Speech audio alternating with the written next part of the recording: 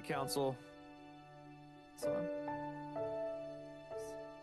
All right, council, we're gonna gather you all up onto the dais now. Get going here in a minute.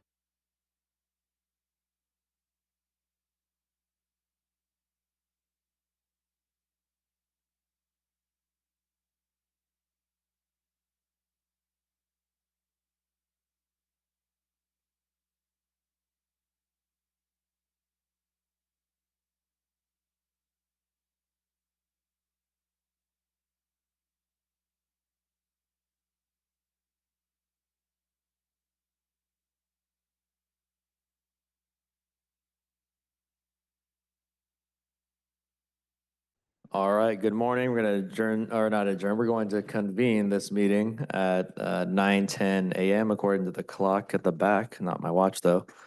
Clerk, could you please call the roll? Yes, thank you. Councilmember Perea. Present. Councilmember Carbasi. Councilmember Arias. Presente. Vice President Maxwell. Councilmember Vang. Present. President Esparza. Present. Councilmember Richardson. Not present, but here. Councilmember Richardson is joining us on Zoom. With 6 members being physically present, we have a quorum. Okay, fantastic. Thank you, clerk. Next, we are going to have the invocation followed by the Pledge of Allegiance. So I will ask everyone to please stand if they can.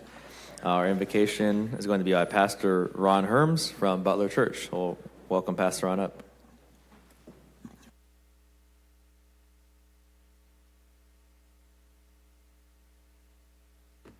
Let's pray together. God, creator of life, light, and the source of all beauty and goodness, who funds the earth with enough resources and opportunities for all people, who delights in the depth and diversity of the cosmos, who celebrates the discoveries and achievements of humanity when they are applied to the benefit of our communities. We pause this morning to give thanks for the gift of living lives of meaning in the world you sustain. God of Abraham, Isaac, and Jacob, remind us here in the bountiful Central Valley that you make the rain fall and the sun to shine on all people, regardless of race, gender, religion, socioeconomic status, sexual orientation, or personal accomplishments. You bless and delight in all people. God of all people, of our communities and our families, who grieves over every life lost to violence, greed, and corruption, who bears witness to the suffering of every human being and every living thing, who hears the cries of those dispossessed, those forgotten, and those discarded by society, who calls out to us in the voices and stories of those marginalized and traumatized. We ask you to inspire the work of our hands and the work of this council with the vision of Isaiah 65.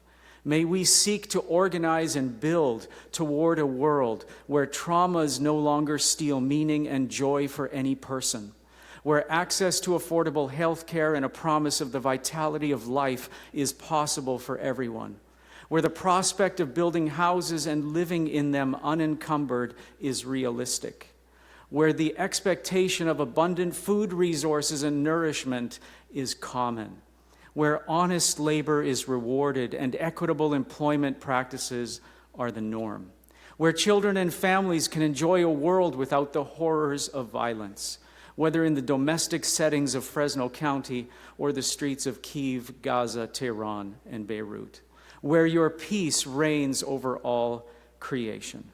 We ask that every member of this Fresno City Council would see themselves and their families as deeply loved and cared for by you, would see in each other the gifts of collaboration and the challenge of differing perspectives. May they hear and learn from each other for the benefit of all residents of Fresno.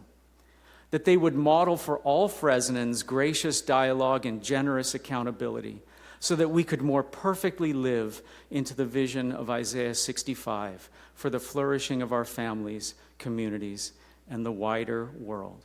We pray all of this, recalling the example of Jesus Christ, who lived his life for the benefit of others. Amen. Please remain standing. Councilmember Perea, would you please lead us in the Pledge of Allegiance?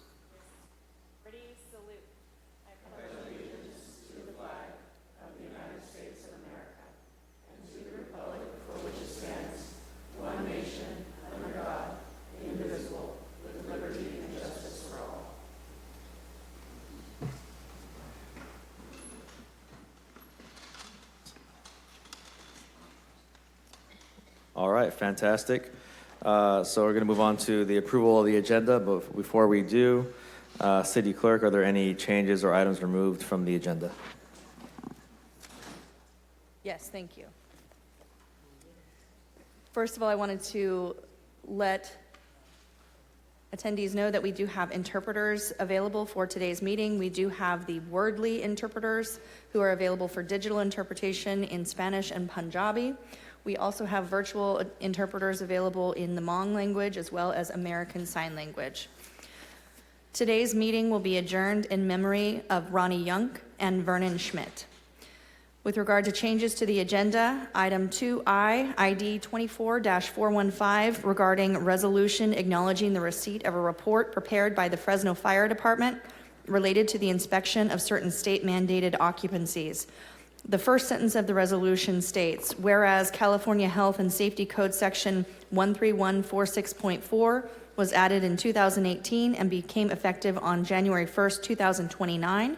However, it should be corrected to read, whereas California Health and Safety Code Section 13146.4 was added in 2018 and became effective on January 1st, 2019.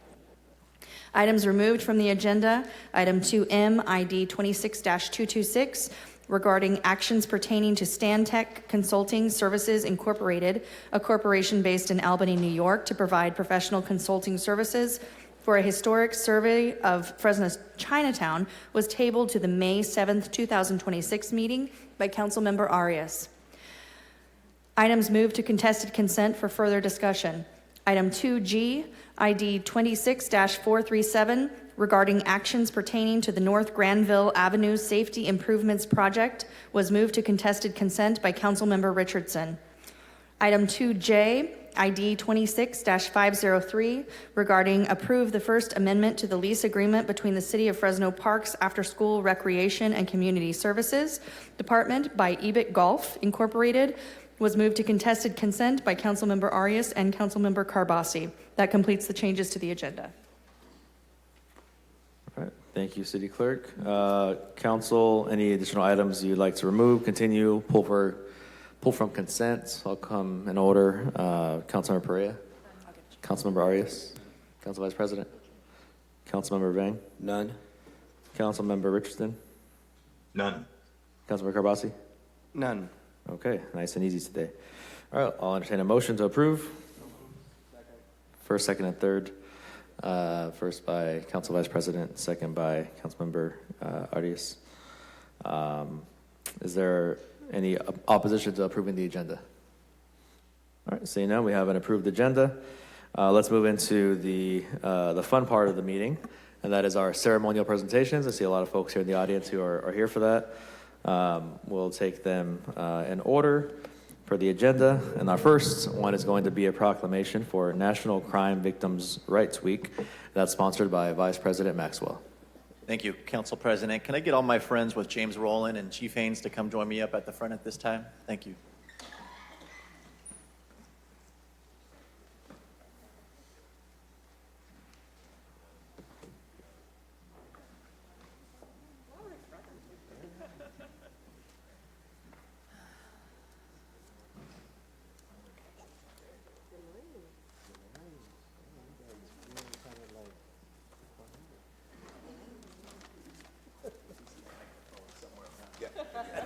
Chief, how you doing, sir? Good to see you. Thank you. All righty, we'll have some of you come on over to this side, even it out a little bit. How about that? Perfect. All righty, well, good morning, everybody. This is never a proclamation that we like to give out, but it's one that's necessary to give out each and every single year. This is commemorating National Crime Victims' Rights Week in the city and county of Fresno. So much of our criminal justice system focuses on the criminal, right? Whether it's our police department, whether it's the courts or prison or jail, it focuses around the criminal. And in that process, something very important often gets missed, and that's the voice, the rights, and the restitutions of victims of those crimes, in particular violent crimes. And many times they get forgotten and left behind. 45 years ago, Fresno County was the very first county to start a crime victim assistance center under then Chief Probation Officer James Rowland. And today, you see the members up here, and they do a fantastic job at what they do. It is not an easy job. It is often a thankless job. But last year alone, they served over 5,000 victims and family members of victims across Fresno County alone. The small but mighty team helped divvy out over $1 million in restitution benefits to victims of violent crime in our community. And I just can't say enough good things about these folks standing here behind me. They work day in and day out to help victims of assault, rape, domestic violence, and family members of those who have been taken from us. And every year they commemorate many of those folks with their annual quilt that they put together to honor the lives and stories of those that we have lost to violent crime. And they present it here in downtown for everybody to witness and pay tribute to those lives that have been taken from us too soon. And so it's really an honor for me to present this proclamation and raise awareness of all the good work that this team does. Again, it's not a team that you want to meet, but if you ever are in the situation to where you are at the James Rowland Crime Victim Assistance Center, you know that you are truly in the best of hands because they do God's work each and every single day. And so I want to pass it over to their great leader, Chief Haynes, to talk a little bit more about what this week and what this department means to him. Thank you so much, Vice President Tyler Maxwell. I'm Kirk Haynes. I'm your Chief Probation Officer for Fresno County. And I am so thankful for the opportunity to be able to present to the Fresno Central Council. We know that our council and our mayor, President Esparza, very supportive of the work that we do. And I think you did it, very well, Council Member Maxwell. But he is a homegrown. He was one of our victim advocates at one time, and so he really does embrace the work that we do, and so we're so thankful for that. I did have a couple of prepared words that I did want to say because I did not want to forget anything, but I do have some prepared words today. But first, before I do that, I want to introduce Karen Roach, who is the Assistant Deputy Chief, who oversees our program over at the Crime Victims Assistance Center, and also Deputy Chief Rosalinda Acosta, who is also here, along with a portion of our staff. We don't have all of us here today, but also kind of basking in the glow of yesterday, where we instead of doing our quilt unveiling, which we do every other year, but last night we were able to do our honor walk and public relations event, and so I'll let Karen talk a little bit more about that. But just to give a little bit of background, every year, this year's theme for Crime Victims' Rights Recognition Week is Listen, Act, and Advocate. It reminds us of why we're here. When we come together to listen, act, and advocate on behalf of victims, as pieces of a puzzle, we form a community of support that helps provide healing and for the victims to be able to move forward. This theme aligns powerfully with the work being done each and every day by the folks over at the James Rowland Crime Victims Assistance Center. As noted in the proclamation, in 2025 alone, CVAC has served more than 5,000 crime victims throughout Fresno County and the city of Fresno, continuing its mission to provide a voice for victims and ensuring that those harmed by crime receive the compassion, justice, and the resources that they deserve. National Victims' Crimes Week is a time not only to honor survivors and remember victims, but also to recognize the advocates, the probation officers, volunteers, community partners, and yes, all of you who come together as those of that pieces of that puzzle. So I want to say thank you to Councilman Maxwell and this council for its ongoing commitment to victims of crime and for once again proclaiming this important week in the city of Fresno.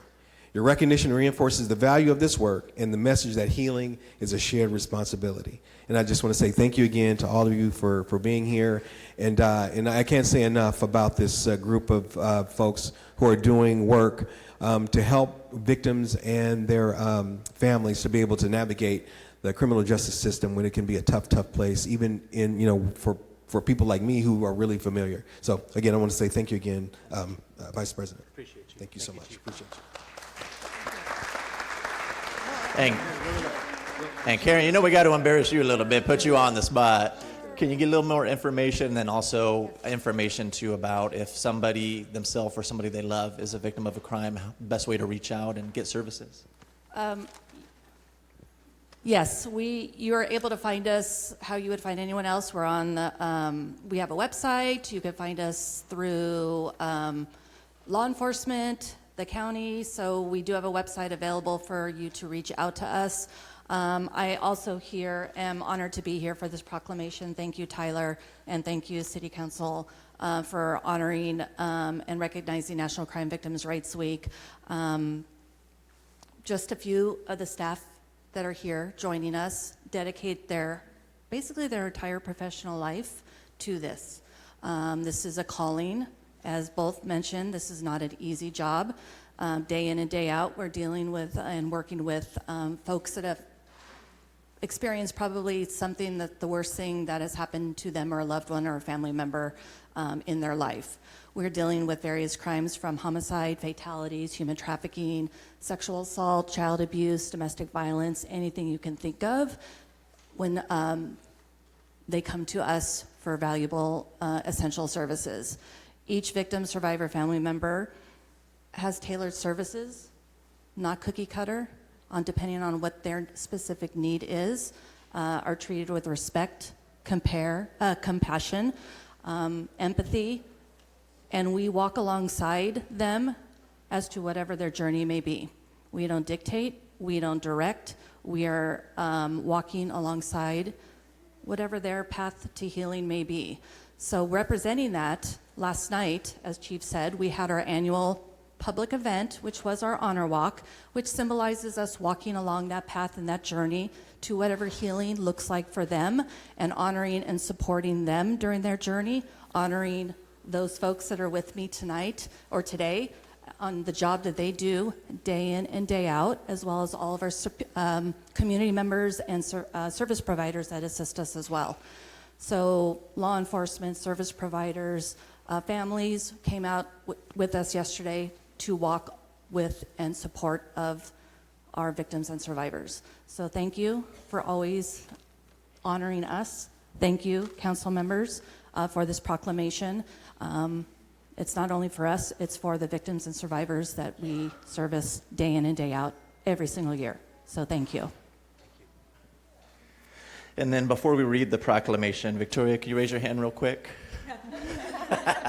My first boss when moving back to Fresno, to home, and she taught me so much about empathy and what it means to be a leader and a helper and a healer in our community. And Shirley, one of my very first friends when moving back to Fresno County, thank you for everything that you taught me too. I love you guys, and I appreciate everything that you guys do. And if there's anything that we could ever do on the city side to be partners, to help out, please, never hesitate to reach out. Thank you guys, and God bless you. And then I want to read the last part here before I hand it over to the city clerk.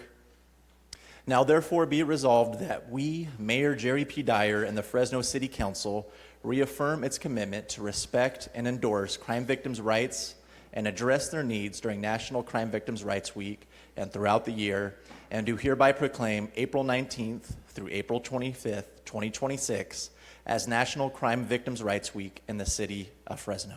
Thank you, everybody.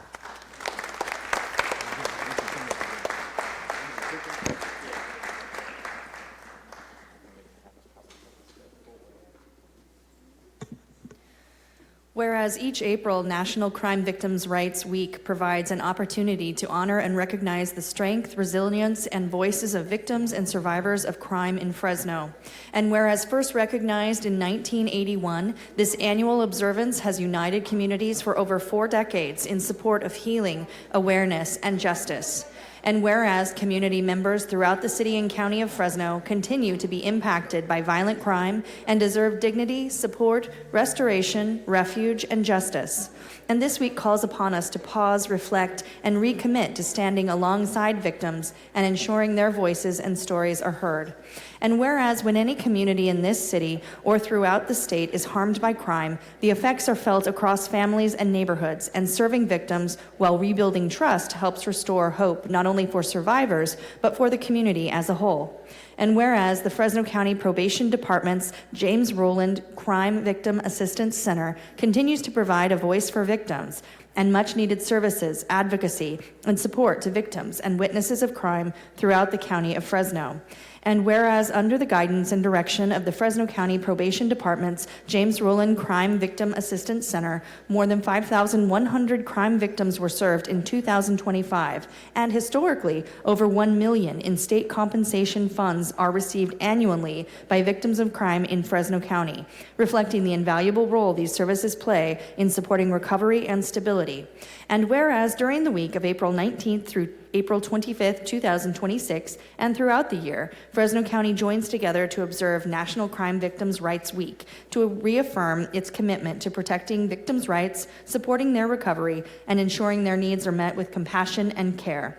Now, therefore, be it resolved that we, Mayor Jerry P. Dyer, and the Fresno City Council reaffirm its commitment to respect and endorse crime victims' rights and address their needs during National Crime Victims' Rights Week and throughout the year, and do hereby proclaim April 19th through April 25th, 2026 as National Crime Victims' Rights Week in the city of Fresno.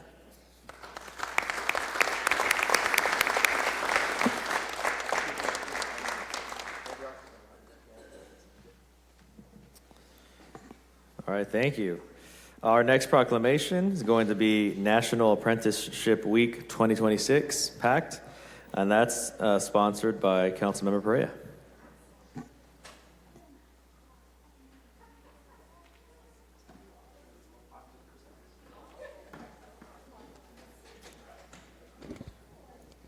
All right, good morning, everyone. Up here with me, I have Chuck Riojas, Pre-Apprenticeship Construction Training, Building Trades, and Construction Council. Dave isn't here, is he? No. We have Sam Norman with the Rios Company and Ashley Matthews with the Fresno Regional Workforce Development Board. But today we're here to recognize something that has helped to make strong communities. We are here to recognize how we make the built environment possible each and every day, not just here in the Central Valley, but beyond our borders. And that's to recognize National Apprenticeship Week 2026. Now, what I appreciate about the people that are next to me today is the intentionality of the work that they do. These are jobs, yes, but they're building careers. They're helping to make the middle class strong in our community. They're helping to hopefully intercept young people from going down a pathway that they should not be going down, and they're giving them real opportunity. One of my favorite programs is the Valley Build Now program, which is a program that is intentionally structured to uplift women into the construction trades industry. And knowing what it's like to be in an industry that historically has been dominated by men, I think it's really important to uplift women into areas that they have never been before. And so I want to thank you all for the good work that you're doing, not just for women, but for our young people as well. To the point where these training programs are now modeled all across the country. And so you're leaving a huge footprint in the construction trades industry, but I'm going to pass the mic on to Sam and then Chuck just to say a few words about the good work you all are doing. Thank you. One of the things that we've been at this for like 15 years, and the program is a model for the state of California, and we're in 14 counties that we're actually doing training. But one of the things that I like about it is that we've actually changed lives, and what comes to mind is one individual who was in jail for over 10 years, came out of jail. He had tattoos all over his body. His tattoos had tattoos. He came out, he put in 150 applications for employment. Couldn't find a job. His probation officer directed him to our program. He was actually the leader of his class, got employment. His family came to the graduation. There were tears everywhere. The program changes lives, and we're very proud of it. Good morning, everybody. Thank you, Annalisa. Thank you to the council for this recognition. I've had the good fortune of representing labor for 39 years now. In many capacities, I come out of the Electrical Workers Union, had the great honor to lead the Building Trades Council for the past 13 years. And in that journey, Samuel Norman here saw a deficit in apprenticeship and things that we weren't doing. And so he told me about pre-apprenticeship, and I can tell you a long story about that. But because of his stick-to-itiveness, we created a pre-apprenticeship program. And like they say, it is a model for the state. It has been taken across the nation. I'm happy to lead it. It is really the honor of my career to set forth a pathway for the young men and women of this community to gain access to apprenticeship. I am a product of apprenticeship, and everything that I have in my life, my wife, my children, my grandchildren, is benefited because of my apprenticeship within the trades. And so I'm happy to bring about the information, happy to bring about the program that will continue that legacy after I retire. We're working our way into the school districts, into the colleges, to the high schools, to the junior highs. Really, there's no end in sight. There's a lot of work to be done, but happy to do it, but definitely appreciative of the recognition by the city. Hi, good morning. My name is Ashley Matthews, and I am representing the Fresno Regional Workforce Development Board.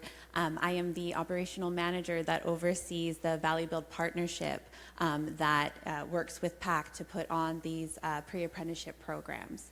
I just want to thank Councilmember Perea and the rest of the Fresno City Council for your continued support and leadership of these programs.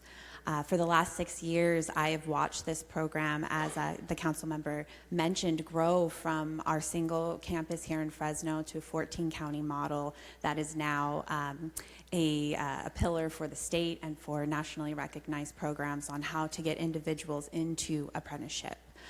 Also, as mentioned, we do have a all-female cohort, and we're actually recruiting for our 5th all-female cohort to begin this May in partnership with PACT and Fresno City College.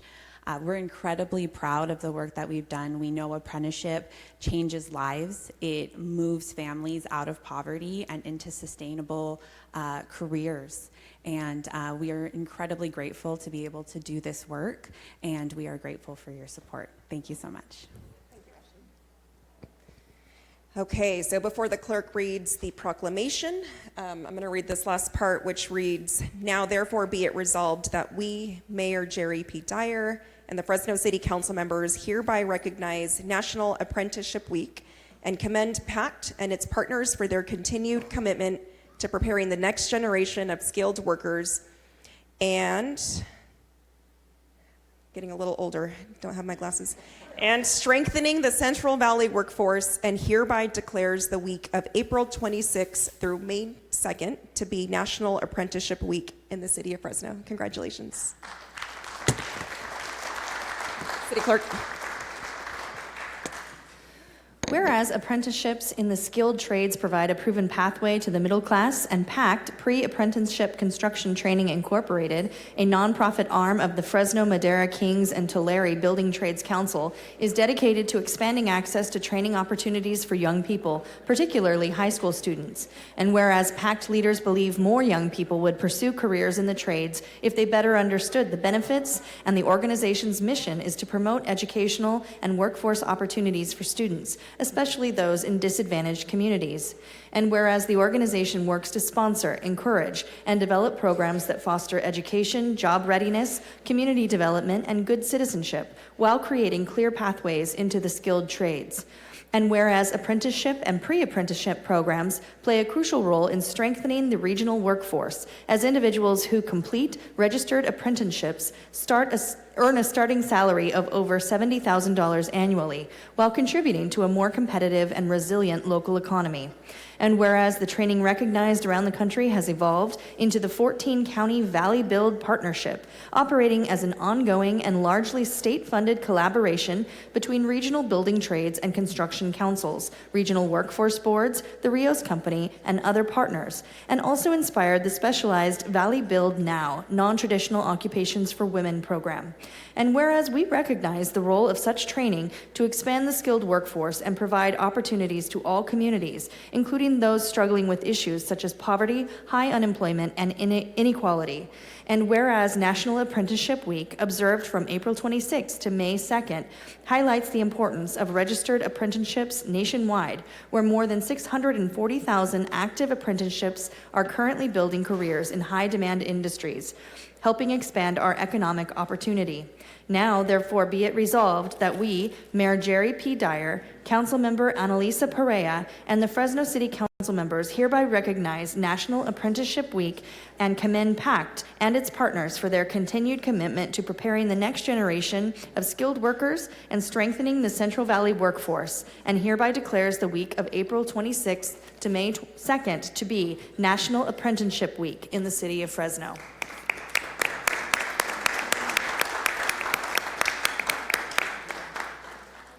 All right, fantastic. Our next proclamation is going to be for Arbor Day and Tree Fresno and Arbor Day. This is sponsored by both the mayor, Office of the Mayor and City Manager, as well as Councilmember Arias.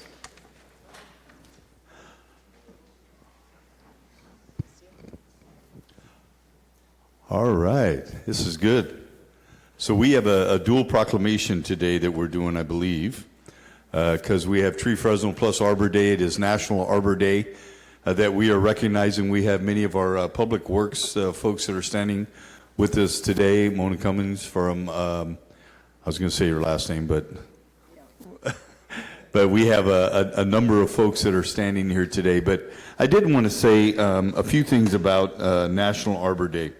You know, really, when you look around a community, it is so important that we have trees. And I've had to get educated on this in terms of the benefit of trees within a community. But there are a lot of benefits, and one of them is certainly that it serves as a windbreak, which prevents the topsoil from being eroded, which is so important to many of our shrubs and so forth within our community. We all know it provides shade, and it also beautifies neighborhoods to a significant degree. And in the urban environment, we know that whenever you plant trees within neighborhoods, property values go up. And every year I have the opportunity to go out and plant trees with our public works folks and the folks that we outsource to do much of our tree planting. But I am proud to say, in partnership with Council Vice President Maxwell, who came up with this initiative back when the two of us came into City Hall, to plant a minimum of 1,000 trees a year in our city. That's new trees, not replacement trees. And I'm proud to say over the last 5 years, we have planted just over 5,900 trees in the city of Fresno. And so it is my honor to be able to present this proclamation. And I know Councilmember Arias is going to come up shortly and speak to Tree Fresno. But I want to read this last part. It says, "Now therefore be it resolved that we, Mayor Jerry Dyer, and members of the Fresno City Council, do hereby proclaim Friday, April 24, 2026, to be Arbor Day in the city of Fresno." Yep. Thank you, Mayor. I'm going to keep my comments short. Everybody knows Trees Fresno. They're celebrating 40 years and more than 50,000 trees planted in our region. But I do want to take a moment to reflect, as I am in my last year of service here at City Hall. You know, there's a quote that reminds me in our conversation of trees. "A society grows great when old men plant trees in whose shade they shall never sit." When I arrived at City Hall, the average age of the council was Let's just say they got a discount at Denny's. And for decades, they have been cutting Public Works budget to maintain and trim our trees, to the point that the tree trimming cycle was 27 years for a tree, which, as you know, that doesn't work. That's why we lost so many shade canopy in our city across the years, over the years in our community. And it was a council that got younger and younger. Now I think I'm officially the oldest one in the group, behind Brandon. But this council, with the support of the mayor, has significantly increased the maintenance budget for trees in our city. We're now trimming every 5 years, as we should be. And Mayor pushed it down to 10, and we're gonna bring it back to 5, right, Mayor? But the key here is we're not only maintaining trees in better timelines, but we're planting thousands of new trees. And we're replacing trees when they die. If you go down the path of Cedar Avenue, as I take my kid every day to daycare, I see all the trees that Member Maxwell planted on Cedar, the medium island, and those trees are flourishing. And for generations, they're gonna provide canopy for that neighborhood. If you go down Fresno High, the work that Member Soria and Member Prey have done on Van Ness, down Huntington Boulevard, in the Tower District, up north on Herndon, across the city, you see this community investing in the landscaping and the tree canopy across every neighborhood. In Southwest Fresno, thousands of trees have been planted. In downtown, the dead trees were replaced. And yes, there's always small battles with constituencies around. Can we not replace a tree? Can we just cement it over? It's a hassle to maintain. It drops leaves every season. But this city has stayed united to protect and grow the tree canopy in our community. And I want to thank the mayor and Scott Mosier for working with our demands, but also Tree Fresno. Every time we need trees, we never have to debate who's going to pay for them, because Tree Fresno consistently steps up and provides the trees and even the labor with volunteers to be able to do this work. So to all those old men, including this one here, thank you for planting trees that you may not sit under their shade, but future generations will. And thank you to our staff and to Tree Fresno for protecting the generations of shade lovers in our community. Thank you all.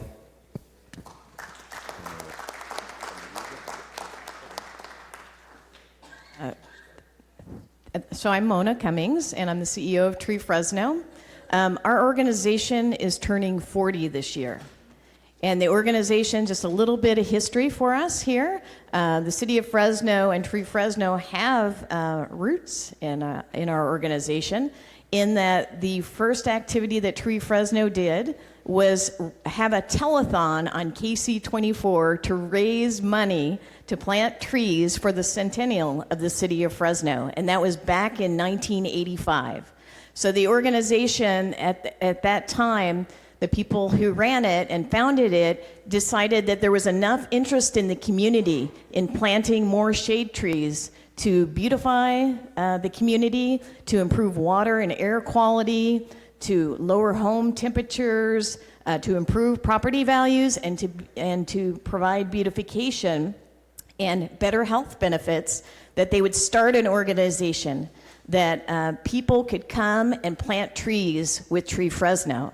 So since then, we've planted 55,000 trees across the central San Joaquin Valley with the help of community members. And the funding that we've received over the last 12 years has come primarily through the state of California, through California Climate Investments, which is the state's cap and trade program. So with that, we've definitely provided trees for the city of Fresno, but also about 23 other cities in the valley. And it's very exciting because it gives people the opportunity to spend more time outside, even when it's hot outside. It improves our rates of asthma and health-related diseases. It improves water and air quality. It's really exciting to be a part of Tree Fresno. I have one of my board directors here, Joseph Martinez, and also Carlene Jackson, who helps me to run Tree Fresno. We are 2 full-time people. So when you think about Tree Fresno, understand that we work with the community, whether it's landscape contractors, our partners, for example, at City of Fresno, to be able to help us to accomplish utilizing millions of dollars in funding to make our community more beautiful and healthy. So thank you so much, Mayor and Councilmember Arias, for bringing forth this proclamation, the whole council. We are honored, and we are looking forward to another 40-plus years working with our community here. Thank you. Thank you, Mona. And the guy on our end that makes it all work is Scott Mosier. He's the Director of Public Works, and he has an incredible team. And it's not just about the trees. You got to get water to the trees, and they have to put in all the irrigation, all the things. And sometimes that's very, very difficult when you're operating in a neighborhood that already has sidewalks in place and the like. So, Scott Mosier. All right, thank you, Mayor. I just want to say it's really, for me, an honor and a privilege to stand with this amazing, incredible, dedicated team for the mission of care of the urban forest. We want to thank our mayor and Fresno City Council for the support in terms of funding, prioritization, and personnel to really enable us to be the very best stewards of the urban forest that we can be. There's been a lot of discussion about the benefits. We fully believe in the urban forest, and just want to highlight some of the efforts of the team. One, successfully fulfilling that mission of the 1,000 net new trees, brand new trees planted every year on top of replacements. We've been successful each year since the council adopted that resolution and goal. We're proud of that, want to continue that effort. Also geo-based tree trimming, and then all of the things behind the scenes that when we have a storm, and it's the wee hours of the night, there's a tree down blocking a road, blocking a driveway. This is the team that's out there just doing that sometimes thankless job of keeping our residents safe and protecting the urban forest as well. So thank you for the chance to celebrate together. Thank you, Scott. Clerk, if you'd please read the proclamation. Whereas the Nebraska Board of Agriculture in 1872 established a special day to be set aside for the planting of trees, and whereas this holiday, called Arbor Day, was first observed with the planting of more than 1 million trees in Nebraska, when pioneers noted the lack of trees and their great need for shade, building materials, and windbreaks. This first Arbor Day built on earlier arbor festivals dated to the 16th century, when the Spanish village of Mondoñedo held the first known tree planting festival. And whereas first proclaimed by Nebraska's governor in 1874, Arbor Day by 1920 had spread to more than 45 U.S. states and territories. Today, all 50 states celebrate Arbor Day, which is now observed throughout the world. And whereas trees can combat climate change by reducing the erosion of our precious topsoil by wind and water, cutting heating and cooling costs, moderating the temperature, cleaning the air, producing life-giving oxygen, and providing wildlife habitat. And whereas trees are a renewable resource, giving us paper, wood for our homes, fuel for our fires, and countless other wood products. And whereas trees in urban areas increase property values, enhance the economic vitality of business areas, and beautify our community. And whereas trees, wherever they are planted, are a source of joy and spiritual renewal. Now therefore be it resolved that we, Mayor Jerry Dyer, and the members of the Fresno City Council do hereby proclaim Friday, April 24th, 2026 to be Arbor Day in the city of Fresno.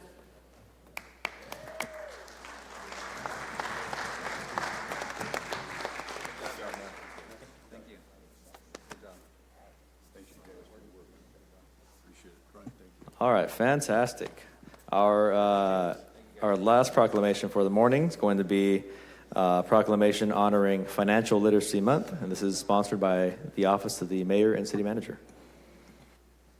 Thank you, Council. If I could have Sam Molina please come up to receive this proclamation. You know, the timing of this is perfect.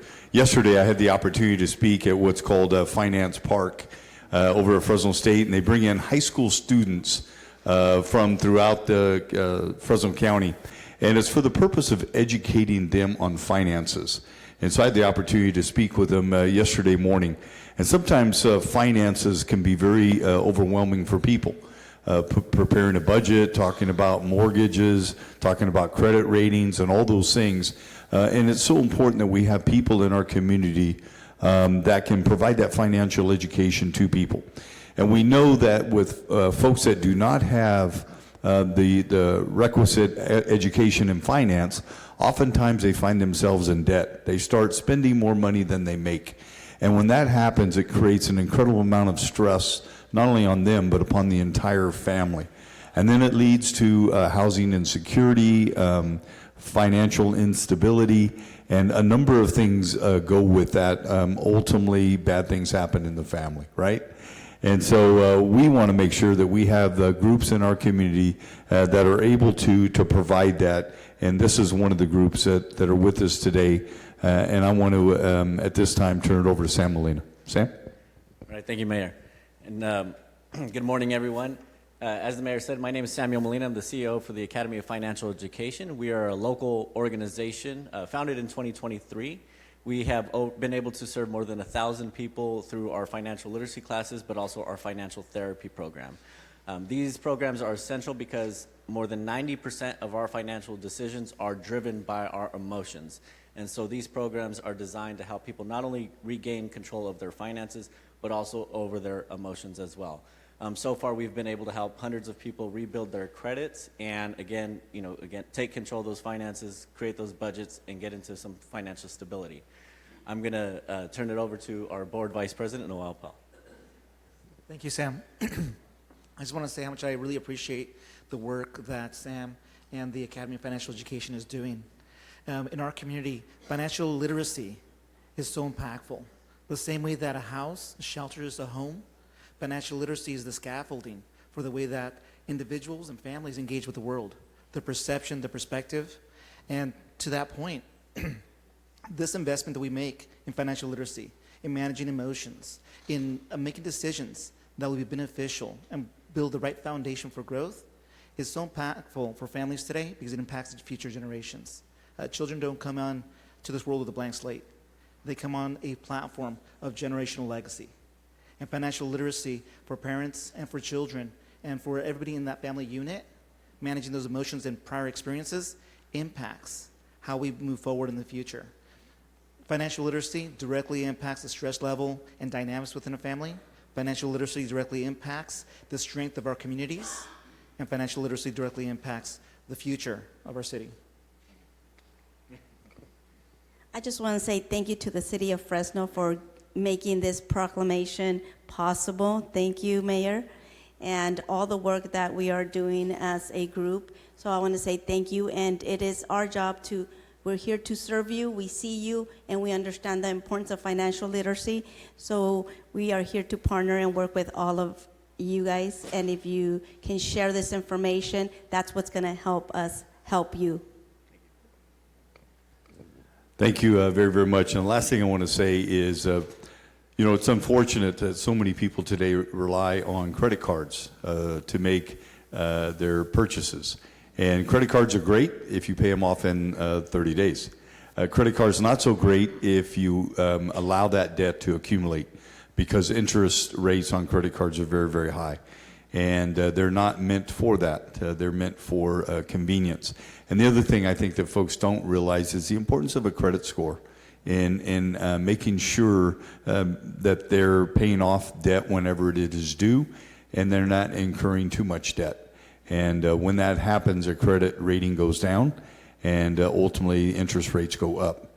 And they're not able to get a loan for a car or anything of that nature. So I just want to encourage young people, especially today. I wish we had that curriculum more and more in our schools, but we don't. But we can provide it with groups like this. So I want to read this last part. It says, now therefore be it resolved that we, Mayor Jerry Dyer, and members of the Fresno City Council do hereby proclaim April 26th to be Financial Literacy Month in the city of Fresno. Thank you. Clerk.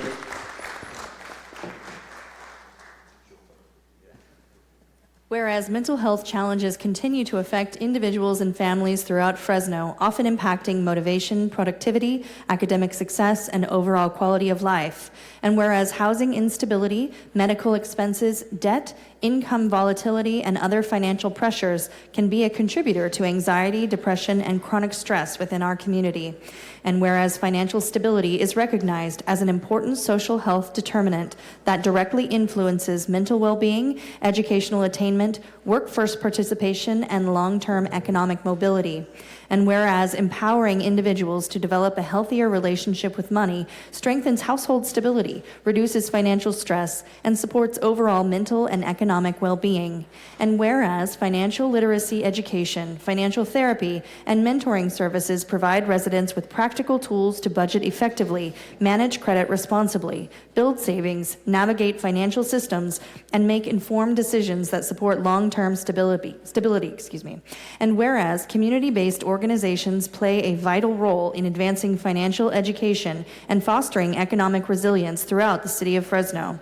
And whereas specialized organizations empower the community to cultivate a healthier relationship with money through financial literacy education, financial therapy, and mentoring services that promote lasting financial confidence and opportunity across the Central Valley. Now, therefore, be it resolved that we, Mayor Jerry Dyer, and the members of the Fresno City Council do hereby proclaim April 2026 to be Financial Literacy Month in the city of Fresno.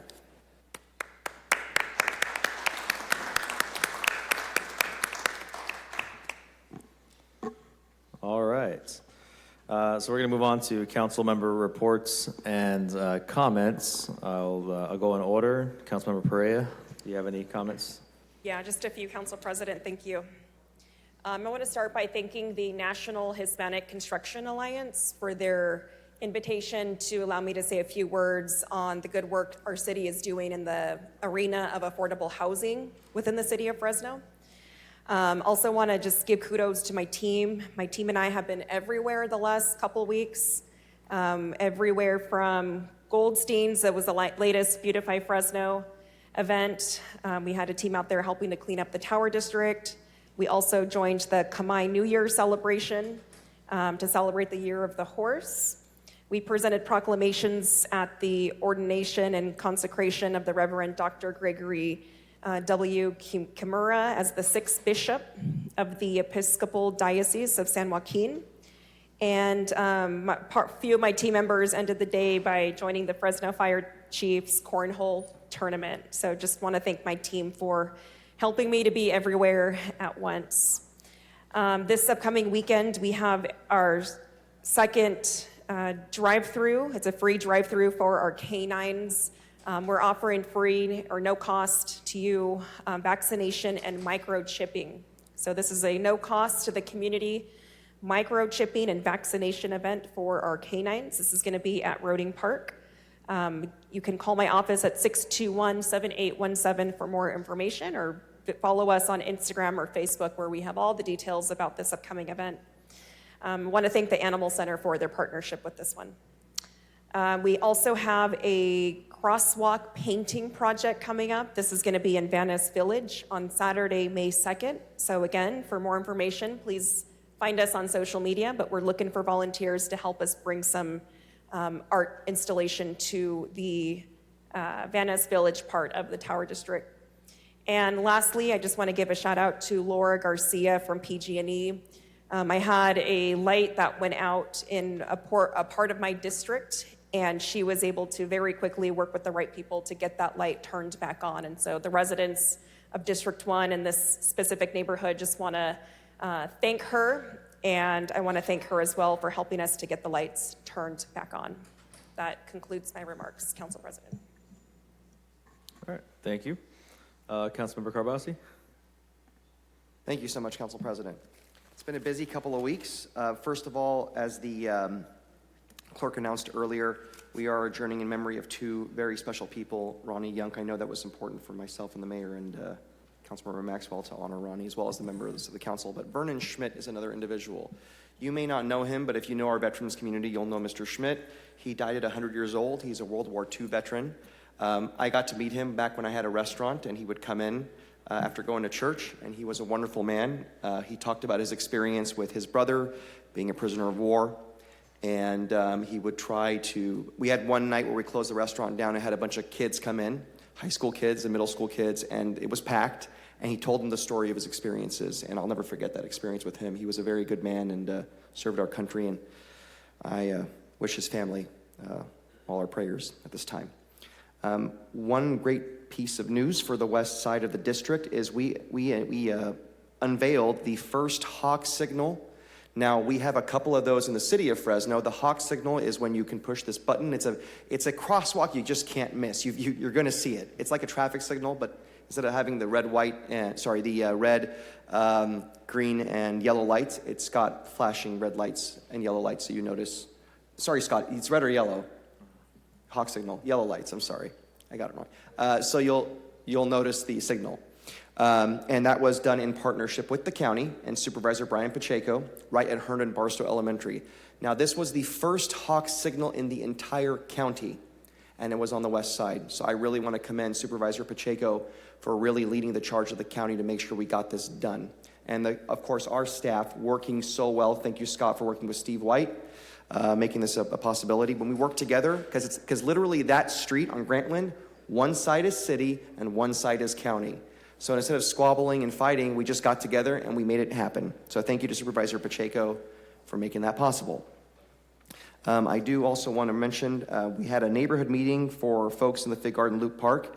There was some concern about code issues and some potential crime issues. And if any residents ever experience anything and you're worried, we can have, this was a virtual meeting, it was a quick meeting that was set up. We're here to serve you. We can always set up meetings to talk about issues that are impacting your neighborhood. That's what we're here to do. It doesn't have to be a huge, big meeting. It could be a small meeting too. In fact, sometimes those are better because people are more comfortable to share. Joined the mayor and we presented a check to the Resiliency Center for $50,000 to help them. The Resiliency Center is a program that was started by Rod Lowry, who was a former chaplain. And what they do is they help families and children that face trauma. We, of course, saw earlier today folks talking about victims of crime. But what happens after the crime is committed? What happens to those children that face that trauma? And how can we get those kids and the families that are also going through a lot of trouble the services they need to deal with it psychologically and beyond that? So part of their goal is to build resilience in this community by actually dealing with the underlying problems and not letting it fester and fester until those kids, unfortunately, may go down the wrong path because they were hurt when they were younger. It's kind of the purpose of that, so I'm happy to join the mayor and appreciate the council for allocating that funding. And then tree planting, Arbor Day, great job. I was with the mayor, of course, 2 days ago, and we planted a few trees, and it was a lot of fun, and he got down there, even in his suit, and did a pretty darn good job, and clearly he's done it before.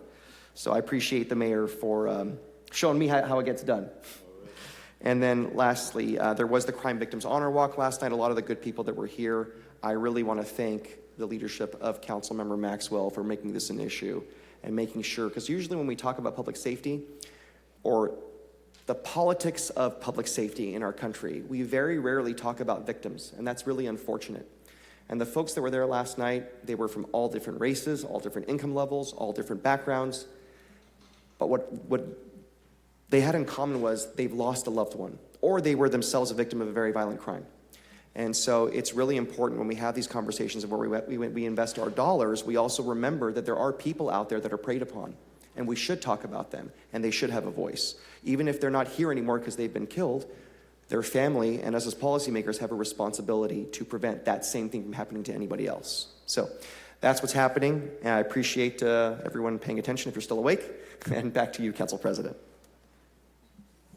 All right, thank you, Councilmember Carbasi. Councilmember Arias. Thank you, Council President. Before I start, I want to say hello to the folks from Big Picture High School. I think you're all seniors. I hope you're enjoying this part of the council meeting. Just a reminder, this is your building. It's the house of the public, and this is where we do all the business of the city. So I'm glad you guys made some time to show up, and I hope you enjoy the tour later. And I think the mayor promised to buy you guys pizza, so just, remember. Thank you, Mayor, for the pizza. The kids appreciate it. Just a couple of things I want to point out. One is this upcoming Saturday, we have the Tower Porch Fest, which I know city staff and the organizers have been spending quite a bit of time trying to get organized for it. We expect some light showers in the morning or maybe late into the afternoon, but we do anticipate thousands of residents from Fresno and around Fresno to show up to enjoy the more than 120 live artists and bands that will be playing in people's front porches. So I appreciate the work from the administration, the police department, and the organizers on getting ready for this year's Tower Porch Fest. And then also just a quick message to the administration. I know we just closed down Fresno Street, and I know that downtown has been, for the last several years, a huge hub for construction. It's been several years in the making. One of the challenges of this role is that residents complain to us about broken infrastructure and why it's not being fixed. And then we finally start fixing it, and then they complain about the detours and the time it takes to fix the project and the inconveniences of delays and things of that nature. I can appreciate that. Downtown has been in construction mode for the last several years, but we do have some significant wins. The underpass on Ventura Boulevard is open. The underpass on Tulare is open. There'll be a third underpass on Fresno Street that will improve traffic for everyone coming to downtown Fresno and improve air quality. It does require us to be patient and to have inconveniences, and I do recognize the impact on small businesses, but this is unfortunately the necessary work for us to continue to make improvements in our city. Downtown specifically will be undertaking a lot of water and sewer upgrades, concrete repairs, street repairs, so I appreciate everyone's patience. And I do ask the public in the nicest way possible, please slow down. These are our neighbors who are doing these jobs. They're at times hazardous jobs because people don't slow down when they see construction workers on the side. So I ask you all to slow down and to drive these construction zones as if you're driving by your neighbors and friends and family members, because they are that in our community. And lastly, thank the whole city for the work during this last storm. Any big city gets challenged when there's a big rainfall that nobody expected and a short period of time and the volume that we didn't expect. But as usual, our city crews responded. Very few flooded streets, and those that did get flooded got cleared up pretty quickly. So I appreciate all the city workers for working the extra time to get that cleared up so that residents didn't see the inconvenience go through several days. So that's all, Council President. Appreciate the time. All right, great. Oh, last thing, Council President, I remind everyone, today is the State of the Downtown, and the mayor has promised a very short speech. So I invite all of you to attend and enjoy some dinner. All right, great. You don't have any comments from Vice Presidents. Councilmember Veng, any comments today? Thank you very much, Council President Nelson Esparza. It looks like the mayor is providing lunch and dinner. Okay. Or the city, for that matter. Thank you very much, Mayor. Just a few comments from District 5. I had an opportunity to tour the Fresno Police Dispatch Center. It is about time that our operators will be getting a new 911 call center, and I look forward to touring that new facility as well. About public safety, I have the honor of dropping Girl Scout cookies at Fire Station 8 and Fire Station 15 a few days ago during the rain, but it was worthwhile. Thank you very much to the Girl Scout cookies for providing the cookies as well.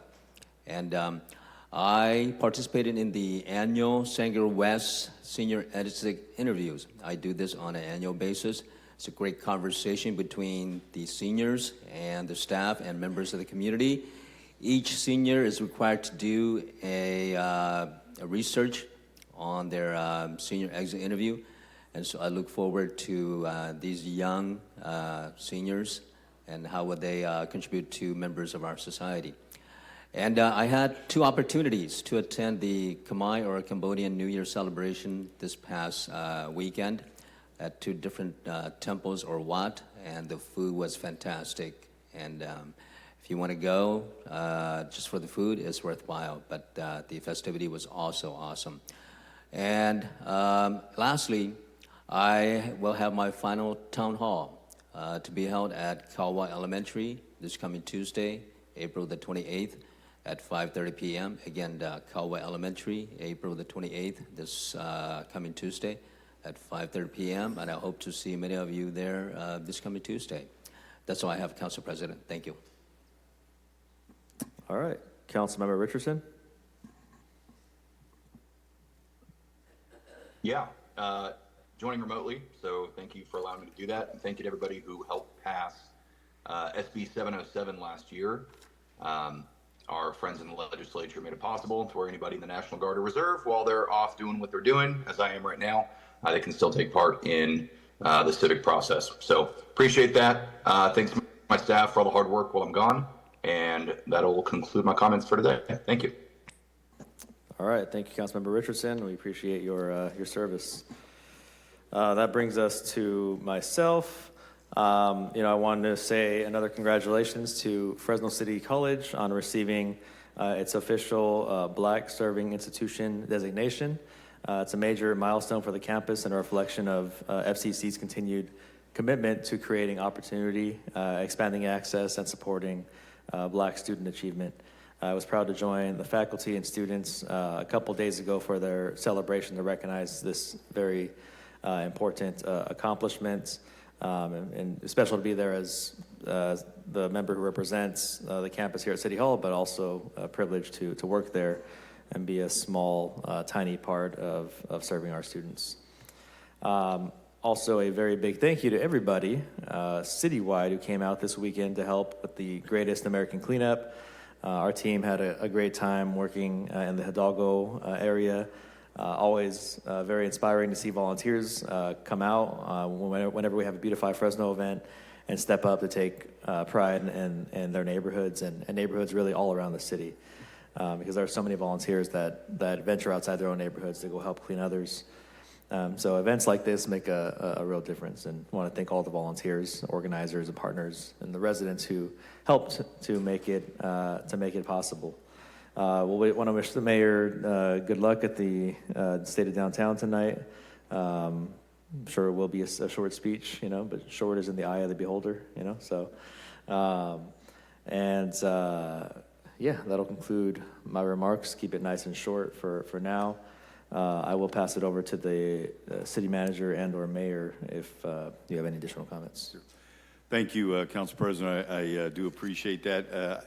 And appreciate all of you participating in the Beautify Fresno this last Saturday, the Greatest American Cleanup. For those who don't know, this volunteer movement continues about 150 plus events per year. But this last Saturday, 25 locations were selected throughout the city of Fresno.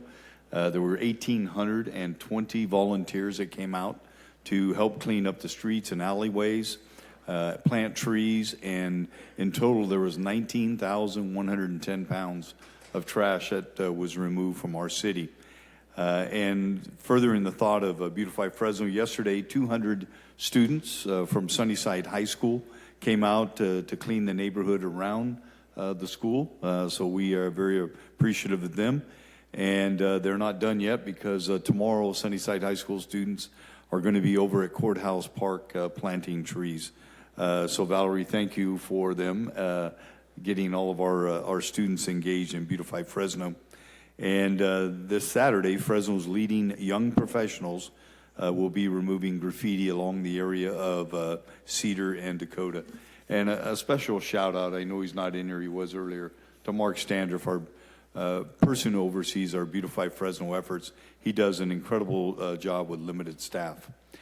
And then I've been to a number of ribbon cuttings this last week, beginning with the grand opening of Los Amigos in our airport, Terminal B. And that has been long awaited for, but we had a great grand opening there.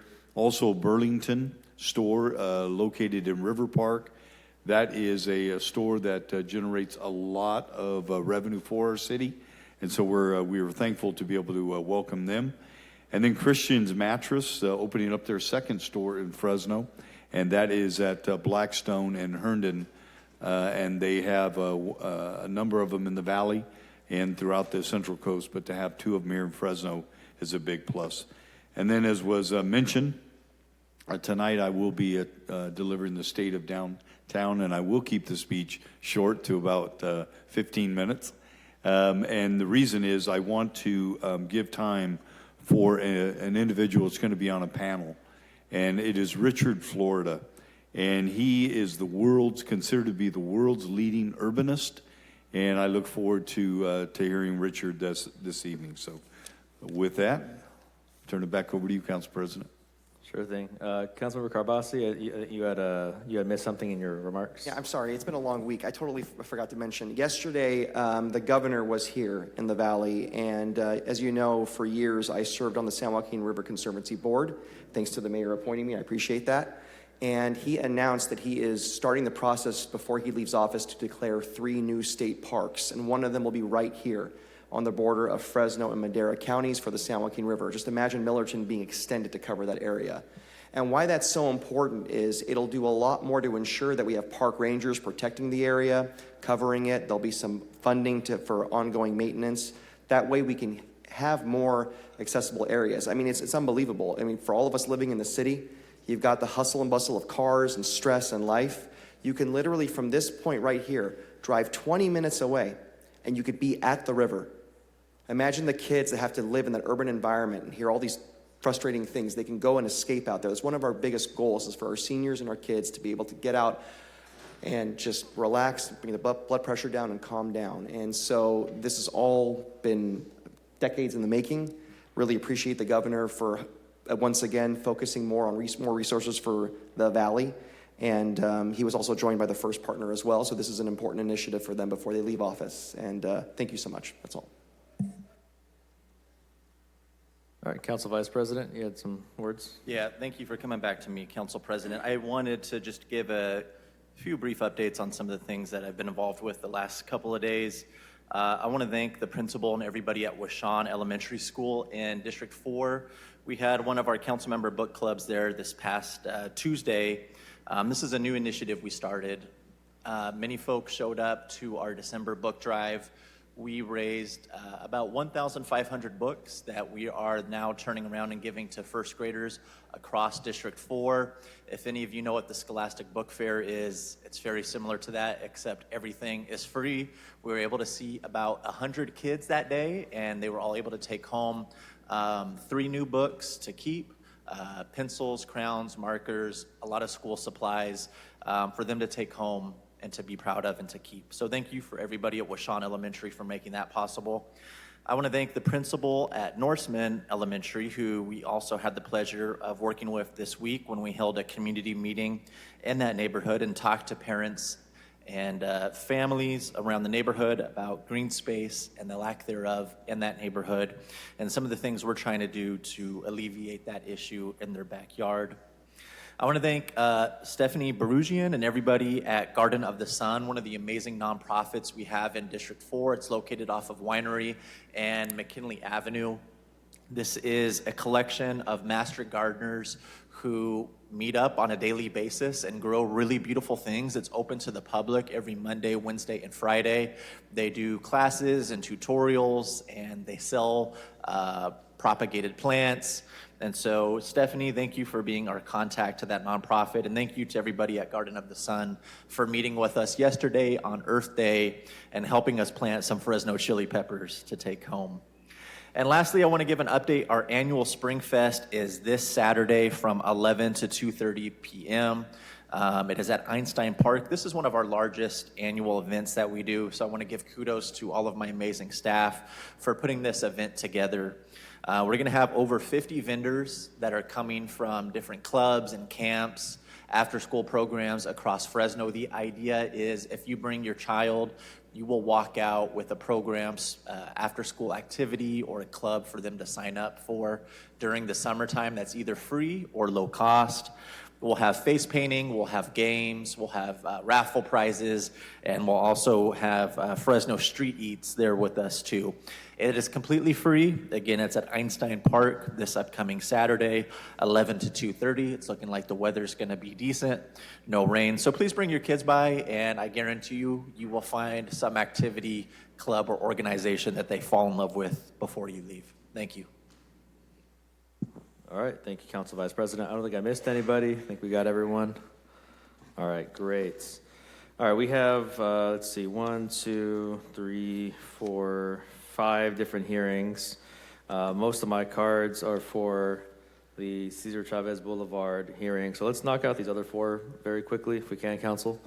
And we'll get to the one that most folks are here for. We'll take on the 9:10 a.m. item. This is in my district, CFD number 11. I don't need a presentation, but I will go out to public comment at this time. So this is for a hearing to adopt CFD number 11 at North Armstrong Avenue and East McKinley Avenue. I'm going to open public comment on this item, the 9:10 a.m. item.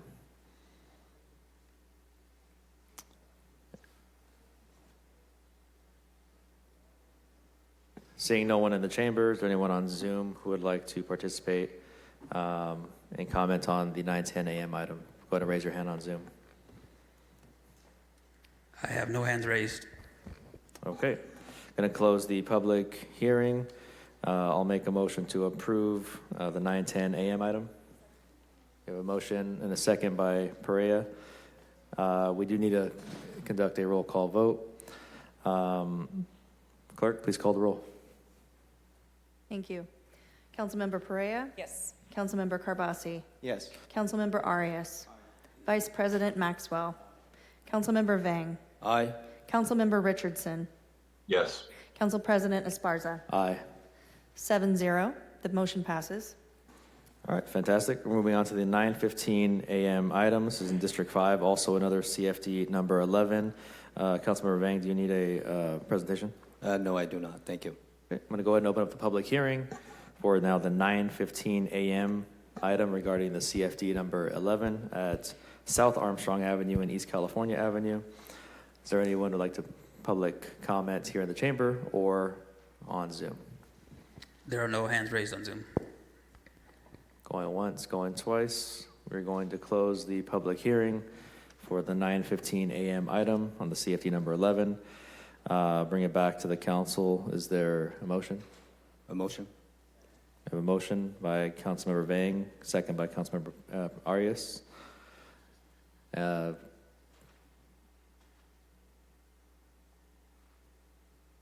Clerk, please call the roll. Councilmember Perea? Yes. Councilmember Carbasi? Councilmember Arias? Vice President Maxwell? Councilmember Vang? Aye. Councilmember Richardson? Yes. President Esparza? Aye. 7-0. The motion passes. Okay. Move on to the 9:25 a.m. item. This is a hearing for CFD number 18 out at South Armstrong Avenue and East California Avenue. Same area, but for a CFD 18 located in District 5. Councilmember Vang, do you need a presentation? No, I do not.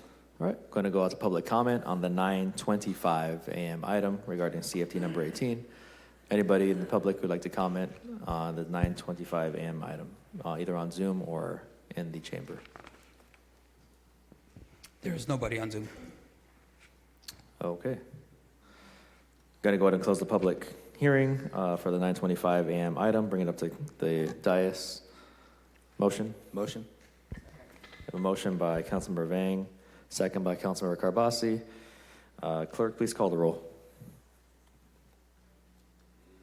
Councilmember Perea? Yes. Councilmember Carbasi? Councilmember Arias? Vice President Maxwell? Councilmember Vang? Aye. Councilmember Richardson? Yes. President Esparza? 7-0. The motion passes. All right. Thank you, Clerk. And lastly, we have a 9:30 a.m. Hearing on CFD number 18, back at the original site of discussion, North Armstrong Avenue and East McKinley Avenue. This is my district.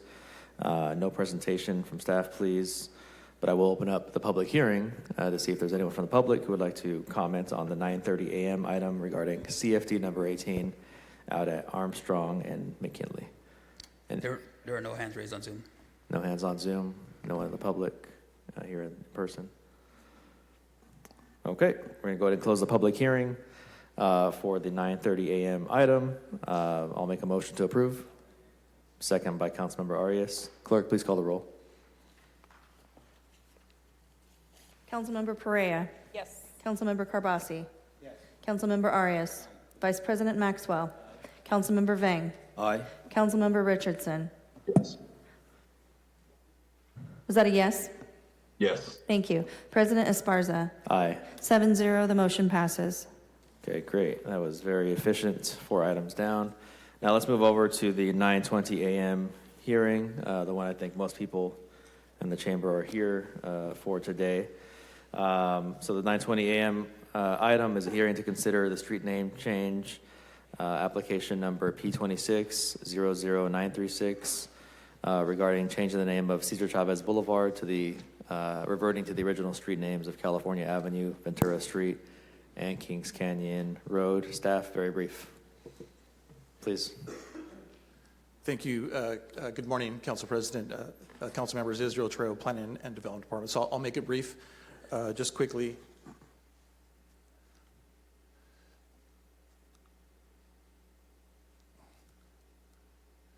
The application is a request to revert Cesar Chavez Boulevard back to the original street names as shown up above, including starting at Marks in Southwest Fresno, back to California Avenue, all the way to Tutman Street. From Tutman, as you enter to Downtown Street, the Cesar Chavez is proposed to revert to Ventura Street.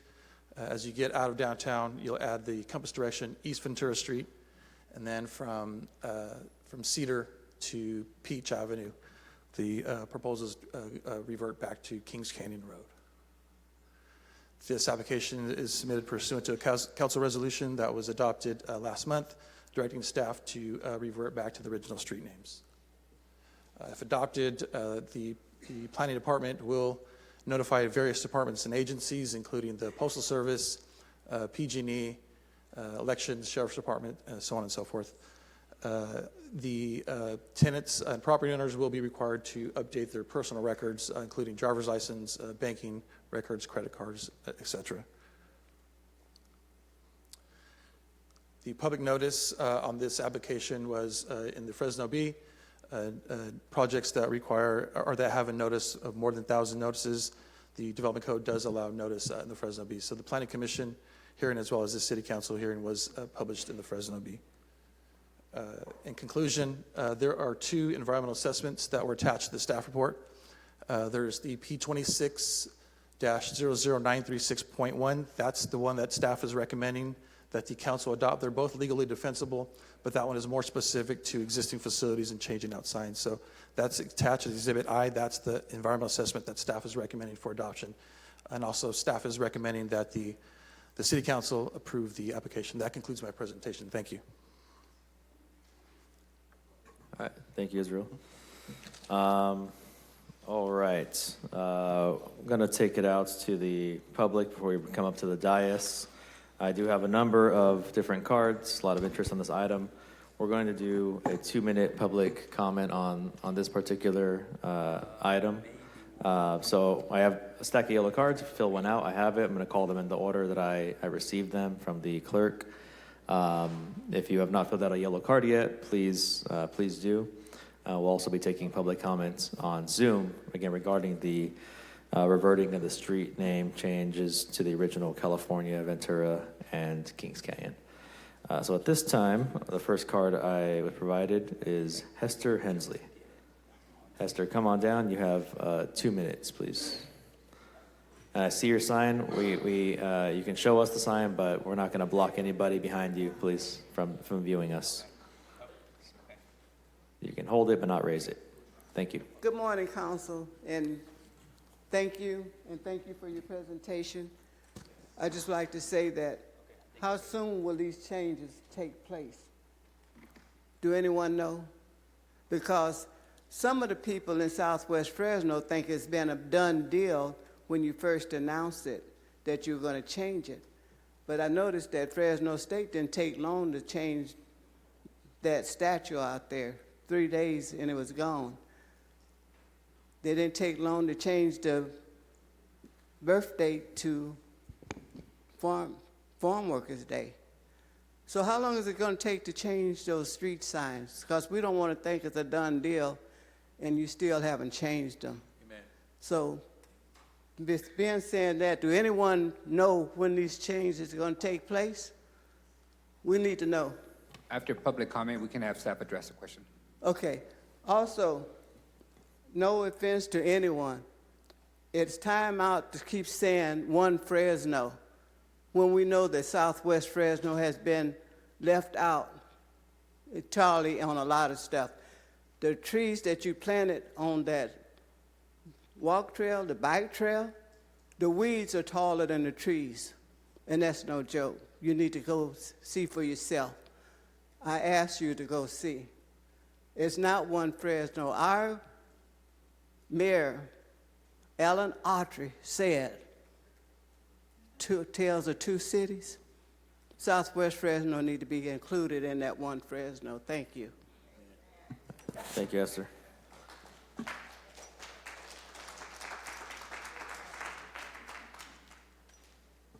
All right, next card I have looks like Brunette. Come on down, Brunette. You have 2 minutes.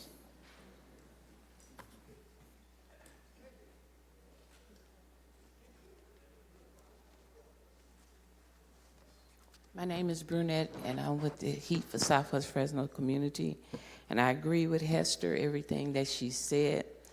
And it should have been changed a long time ago. It never should have been that anyway, because the community didn't ask for it.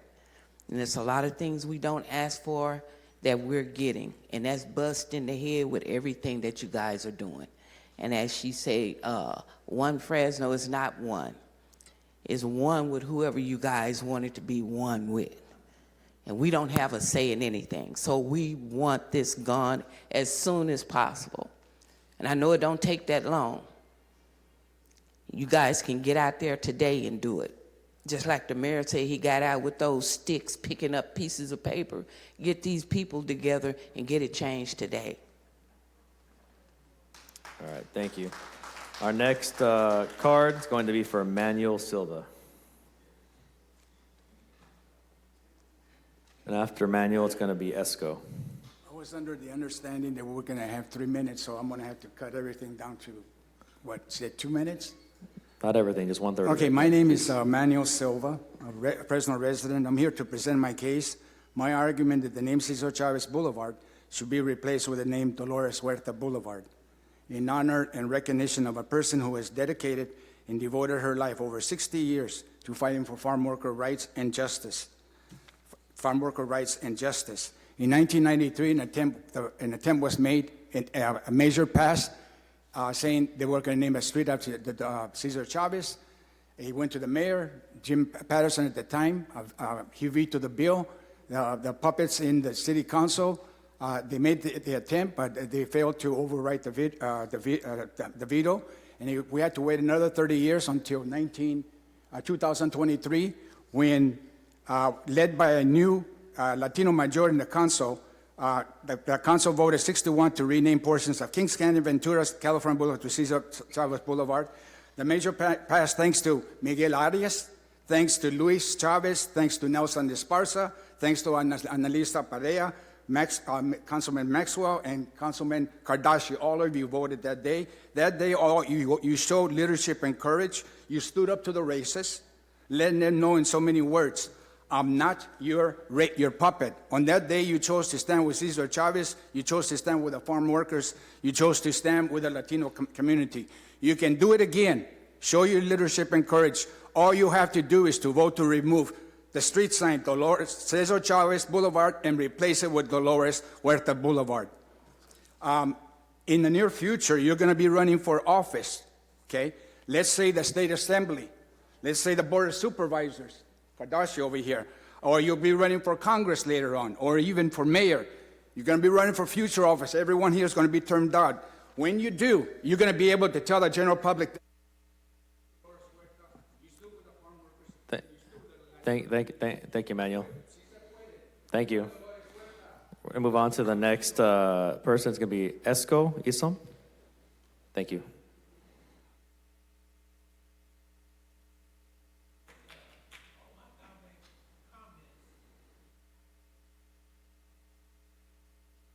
No, it does not work that way. We're not yielding our time this morning.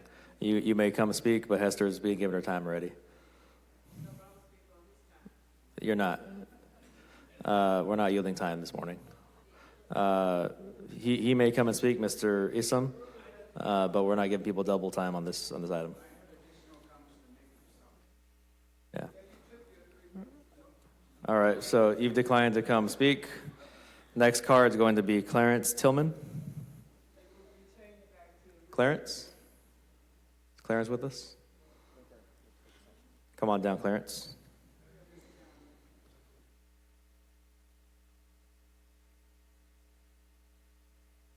All right, come on down. Welcome. You have 2 minutes.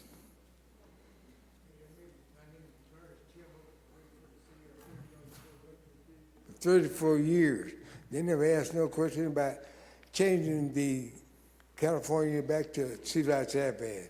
We want to know when you're going to do it. If we move in and put California, we part of California in Fresno, California.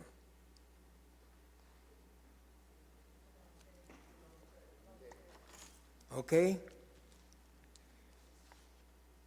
Thank you. Next card I have is for Elita Lang. And after Elita, I have Valerie Davis. Trustee, there you are. You're next. Hello. I really appreciate the opportunity to speak, and I totally support this motion. And I stood here in 2023 and 2024 supporting the keeping of the names of California, Ventura, and Kings Canyon Road. So thank you for bringing it back to the council. And if possible, I'd like to resubmit for the record my comments for the last couple of times that I spoke. Is that possible? We'll accept any attachment you have. Sure. Yeah. You hand to the clerk. Yeah, I printed them out from my last time, and I just want to. Sure, wrap it at because it's that. all in support of keeping it the names of. Yeah, we'll keep this one. We'll make some copies on this. The other Yeah, I didn't copies make ready? copies. Okay. Yeah, thank you. so thank you again. I really appreciate it, and hope you all vote yes. And as the community really feels so passionately about to put it back to the original historic names. Thank you. Thank you. All right, Trustee Valerie Davis, followed by Jackie Grazier. Thank you so Welcome. much. I appreciate Hester giving us that history lesson. But in 1993, I was here, newly married. Well, I was married 10 years before that, but living in the Sunnyside community. Now, California, Ventura, and Kings Canyon have a special meaning to me because my parents grew up on the west side, attended Edison High School, and I'm tardy now for a elementary school which is celebrating 100 years old, Heaton Elementary, across the street from that city college. So I appreciate the sentiments of trying to honor someone, but let's honor someone on a new development, a new street. It used to be that if you bought a street or you developed something, you had the naming rights. Property that was owned and sold, you had those naming rights. So maybe we should consider not taking away and renaming this and renaming that, but possibly seeking another avenue. Thank you. Thank you so much. All right, thank you. All right, Jackie, and the next person after Jackie is going to be Nick Kazarian. Good morning. I'm Jackie Grazier, and I have been here before to speak in favor of reverting the names back to Kings Canyon, Ventura, and California Avenue. This has been a long process for us. We have been fighting this name change since the beginning, and all I can say is there's never a wrong time to do the right thing, and I think you are doing the right thing in putting these street names back to where they were because they have a lot of meaning to the people that have lived here for a long time. The Kings Canyon takes you to the Canyon of the Kings. That's something I said last time I was here. I don't know if all of you have been there. It's a majestic place, and we want to keep that name. Ventura is very close to the Armenian community, of which I am part of. And California Avenue is very important to the African American community here in the city. And I do have to say, there is in all of this process, there is one silver lining that I can mention, in that the group of us that met that day when the names were changed, we formed a community group, and we call ourselves One Community Compact. And we've met several times, and we've broken bread together, and we've prayed together. And I met people in this community that I never would have met had I not been through this process. And I just encourage you to revert the names back. I have nothing against honoring our farm worker community. I am a farmer myself, and I grew up in a ranch in Sanger, California, and I am very supportive of our farm workers who help feed our world, which is very important. And I feel like we should have a big group of people to honor that community, but not by changing these street names. So thank you. Thank you. All right, next up is going to be Nick, followed by Sarah Pilibos. Thank you. I rise to encourage the council to return the names of the 3 streets to Kings Canyon, Ventura, and California. These names have history, they have legacy, and they have meaning. Most especially, Kings Canyon leads to our national treasure of Kings Canyon National Park. Why wouldn't our great city be proud to be known as the gateway to Kings Canyon National Park? It's a great honor. Also, with all due respect, the previous action of the council really was quite divisive. I really applaud the council for recognizing there is a remedy to this. By changing the names or returning the names to Kings Canyon, Ventura, and California, we can all move forward together. Thank you for your time and your consideration. Thank you, Nick. Next is going to be Sarah Pilibos, followed by Fanny. Miss Fanny.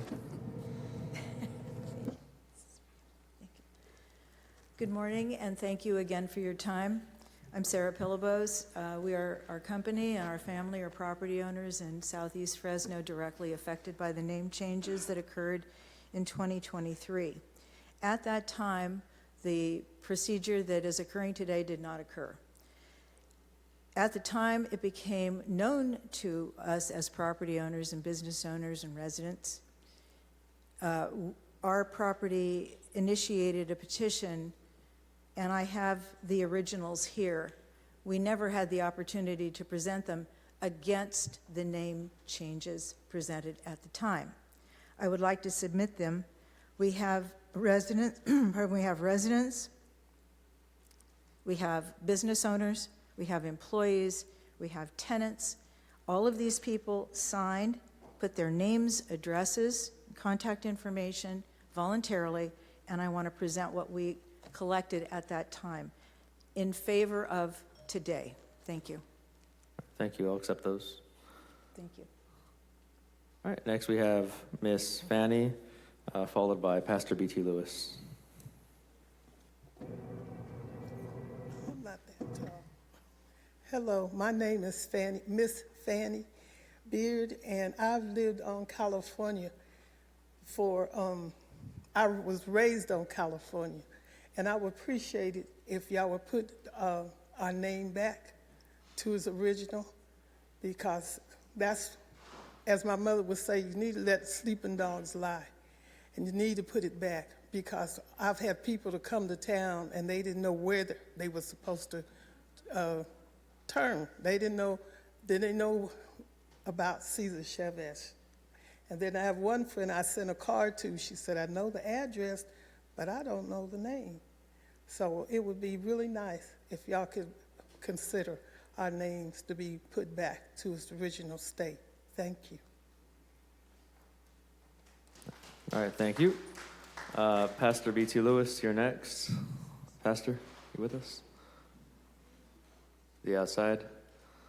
Hope he comes back in. But we'll move on to Diane Glenn.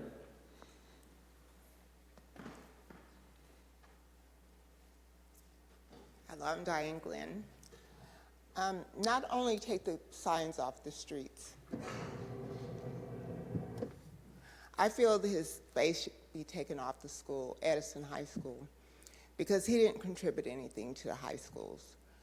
He was only a farm worker. The athletes that contributed to the high schools, their faces should be put on those schools because they still contributed to the high schools.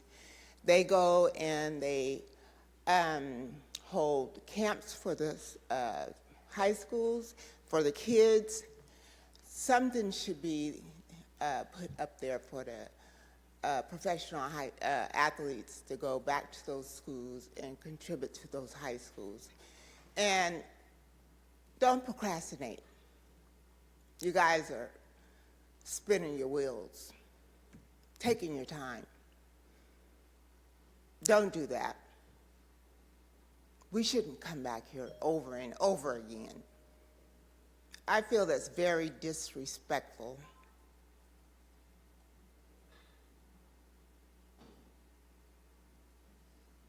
We shouldn't have to come back here over and over again. Seems like we're begging. We shouldn't have to beg.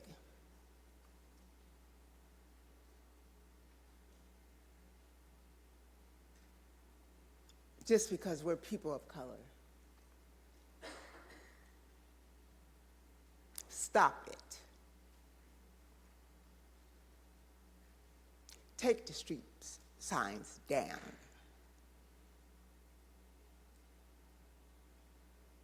Have some respect.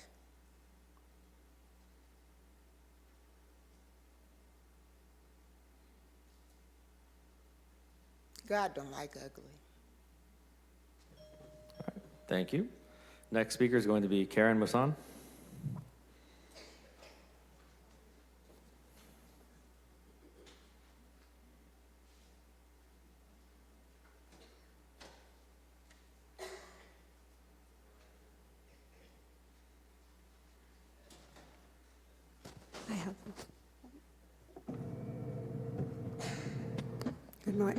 Good morning, everyone. I'm Karen Masson, or Karen Musson, as some of us refer to myself. And of course, I've spoken on this many times because it's deeply emotional, I think, as you can see from the other speakers. It's personal. You know, what I reflected on this morning is how important each and every one of us consider our ancestry and history. And part and parcel of that is not just our names, but it's also our places. And my father used to say that, you know, you grow where you're planted. And I think that's fairly true.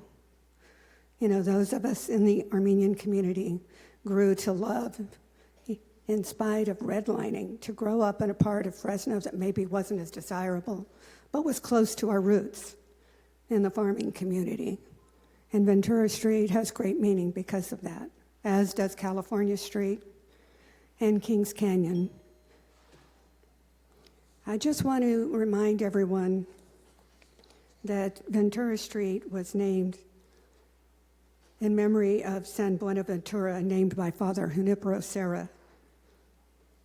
In 1873 in Fresno, the street received its name.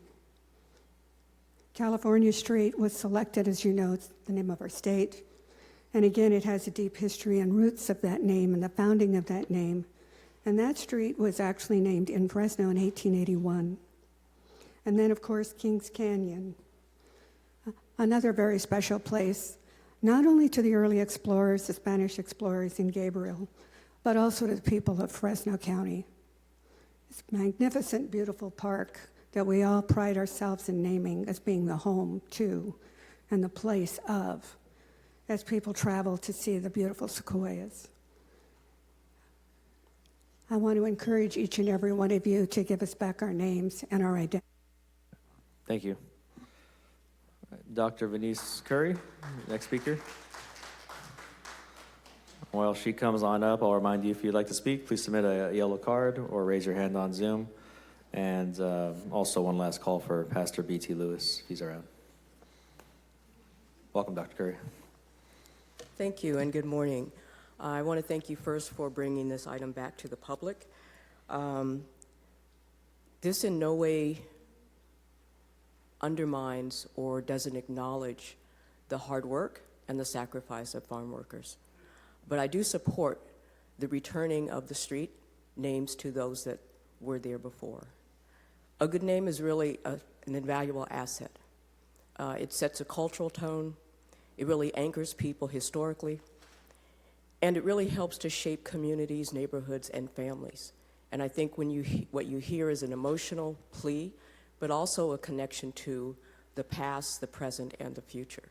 And so returning these names, California Avenue, Ventura, and Kings Canyon Road, simply restores what people have talked about, which is the connection to their past, an acknowledgement of what's happening now in the present, but also the idea of future and how these communities are shaped by the places that we have grown and rooted our communities and our families. And so I would support the recommendation. I would support the idea that this is a respectful way to honor all communities, and that we are not looking or seeking to undermine efforts and hard work by the farm workers community, but we also acknowledge that we also have history. And in that history, we'd like it to be respected as well. So thank you again. Thank you. All right, any last cards or speakers? Anyone on Zoom? There are no speakers on Zoom. Okay. Oh, looks like we have one more taker. My name is Jose Luis Barraza. I'm the CEO of Southeast Fresno Community Economic Development Association. I'm not certain the direction that's being planned today is the actual right thing to do. What I do know is I am a farm worker, and I have history working in the fields, and I've been a long-time supporter of the United Farm Workers and Cesar Chavez. I know the great works that went on because I was part of it. And I also, what I've been part of is Fresno. I was born, I was raised here, and in West Fresno, even baptized in West Fresno. Spent 20 years in West Fresno trying to rebuild Fresno because I love this town. Chinatown was one that I worked on. When it came down to building what we call the empty bag movement, I was there. And I want you to think about in the court of justice or in the court of public justice, whether this is the right thing to do. Thank you. Thank you. Any further speakers on the 9:20 a.m. hearing item regarding the name change? Welcome.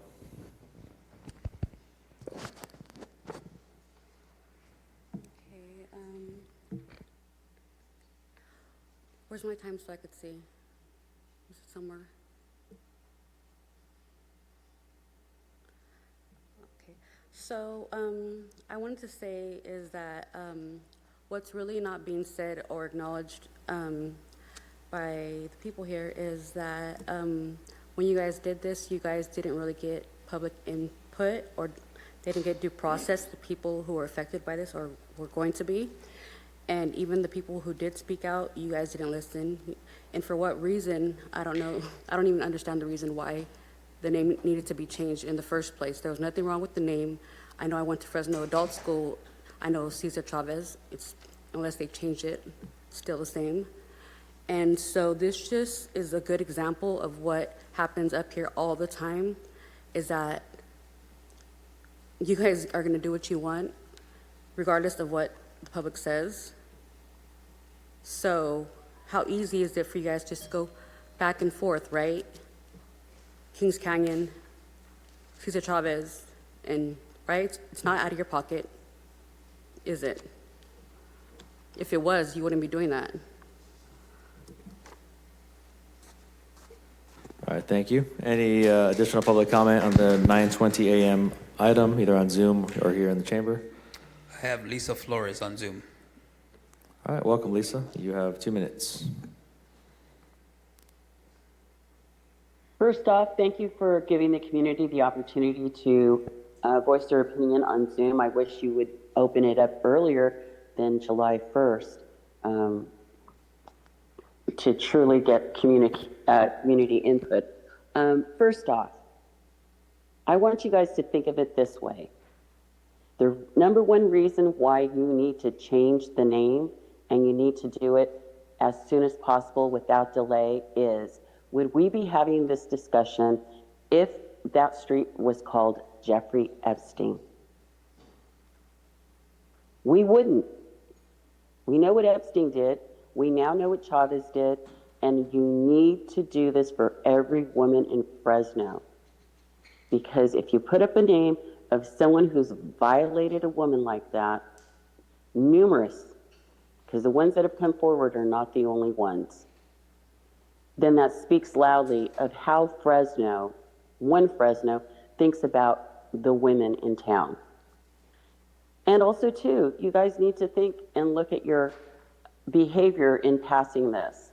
You've had a great community outswell of voicing their opinions of a no name change, and you chose to change the name, which has now cost the city hundreds of thousands of dollars.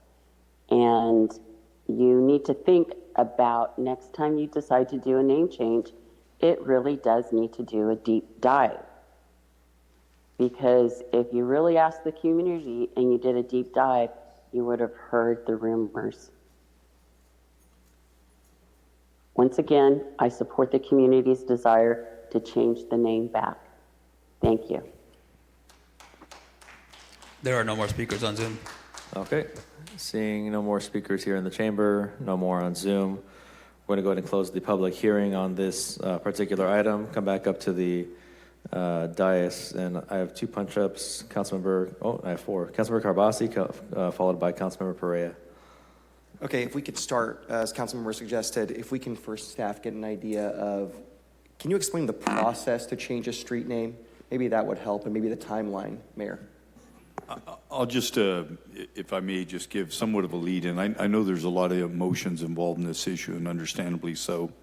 But I do think it's important to know that we're not, in our administration, procrastinating at all in terms of what we're doing. This is not, when the signs, and I'm guessing this council will support this today, but it is not a matter of labor or cost. It's a legal process that has to be abided by the city. There has to be 2 hearings. This is the second hearing. You have to notice the folks who live along Kings Canyon, California, and Ventura. And there are, in my estimation, thousands of letters that have to go out. I understand those letters are going to be going out tomorrow. But in terms of the details, timelines, et cetera, I think it would be best for Israel to talk about the remaining portion of that process.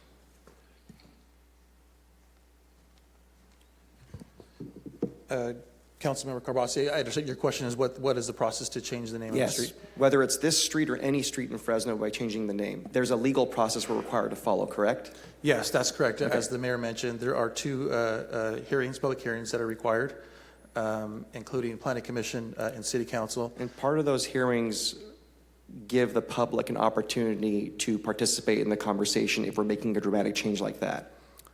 Correct, yes. Okay. Yes, so in this instance, since the street name change was so long as 6.9 miles, rather than noticing within 1,000 feet of that corridor, we noticed in the Fresno B. So again, if there's more than 1,000 notices, the development code does allow that. Okay, fair enough. And then is there a rough timeline? Let's say we have this hearing today. How long can we expect there to be a change? I think we have about 80% of the signs, but we have to order 20%. So we actually have 100% of the signs, but only 80% of them are reusable. Okay. And I know Scott Mosier mentioned with the letters going out tomorrow, the plan is for Public Works to be out there the following weekend, May 1st and 2nd, to start the sign installation. The freeway signs are going to take a little bit more time because that involves Caltrans, but the signs that we have control over will begin May 1st and 2nd. Okay, gotcha. Okay, that's my only question for staff. Thank you. So I think, like the mayor mentioned, it's really important we let folks know there is a legal process. Just like last time when it was changed, That's why we had multiple hearings. The room was packed full of people. That is the public process that's required. So it's not like we have the power just like that to change it. You saw how fast we moved bringing this item to the council at the first hearing. And we are moving as fast as we legally can. But the problem is, I want folks to know, I know this is super emotionally charged on all sides. That has been very clear for the last few years. You're all very passionate. It's about your history, it's about culture, it's about heritage on all sides. I totally get that. But when folks come up here and they speak to us, we actually do listen to you. And the media listens too. So when there's a comment made, like, it feels like we're begging just because we're people of color. This council, I can say for myself, take that to heart, because that is not what's happening. We are legally bound to follow a process to protect the businesses out there, protect the public out there, to give you an opportunity to have a say. And you're here mostly in support of this. But to suggest that just because of a person's race, in this particular case, we're doing that, when the media picks up on that and they report that, what that does is damage the relationship between local government and its people. I am not suggesting for any moment that there hasn't been a history of hurting folks based on their race. We had redlining in this town. Whether you're Armenian, whether you're black, whether you're Latino, it's happened. But this council, I can tell you, the 7 people on here, if they wouldn't mind me speaking for them, are probably the most active council to support all of our communities across this town. So, like I said, we hear what you say, but let's please lower the temperature a little bit, because this is going to get done. We're following the legal process, and I think most of the folks in this room will be happy. I'd also want to suggest something, or ask a question of staff. I think the city manager can answer this one. So I was walking in West Fresno, off of Dakota. I noticed a beautiful 5-acre park under construction. What is the name of that park? Dolores Huerta. I couldn't remember which location that was. Dolores Huerta Park. Yeah. So I just want to be very clear. Any suggestion that we don't support our farm workers or the movement, this council devoted money, devoted resources, and the next new beautiful shiny park in West Fresno will be Dolores Huerta Park. So I hope that puts that thought to rest, because we want to be really clear. Many of us said up here that what she had to go through, holding this secret for so many years because she didn't want her to hurt her movement, that takes a lot of courage. It's not easy to live with that trauma. And so I hope we can all move on as a community, honor every culture, every heritage in harmony as best we can. We just got to lower that temperature in the room. So thank you all for listening, and I'm done with my comments. Thank you. All right, Councilmember Perea, followed by Councilmember Richardson. Thank you, Council President. I just want to start by saying that I'm proud to sponsor this item to restore the original names. It's always difficult when we're having to name new city facilities, whether it's a street or a park. I named a new park in my district, and we probably got 100 different name suggestions. And Council Member Karbasi mentioned it, but the newest park, the newest, shiniest park in our district, my district, it's going to be over a $14 million investment, and it was led by, at the time, Councilwoman Soria, and I supported that name is now going to be Dolores Huerta Park. It's going to be I think, one of the best parks in our entire city, and she deserves to have that park amongst other things named after her. I stand with Dolores and every other person, female or male, who has been victimized. I want to just note that the actions of Cesar Chavez has by no means is not reflective of the farm worker movement as a whole. And so while I understand the difficulty of the naming process, the time it takes to get through it, the difficulty of coming up with a name in the first place of what any city facility should be named after, I do believe that given the information that we know today, that this is the right thing to do. And so again, I am proud to sponsor this item, and I will be supporting it today. City Manager, you'd mentioned that the renaming of the streets will begin the first week of May. Should we expect it to be more or less completed within 2 weeks, 2 months? Scott Mosier, you want to come up and give the timeline? Good morning, Director. Good morning, Council. Scott Mosier, Public Works Department. So our strategy and our approach on that effort, we do need to keep our sign crew on regular working hours focused on things, very critical safety concerns like stop sign knockdowns. They have to mobilize very quickly, but we've identified, we believe that we'll be able to accomplish the whole corridor basically over 3 weekends. 3 weekends? Yes.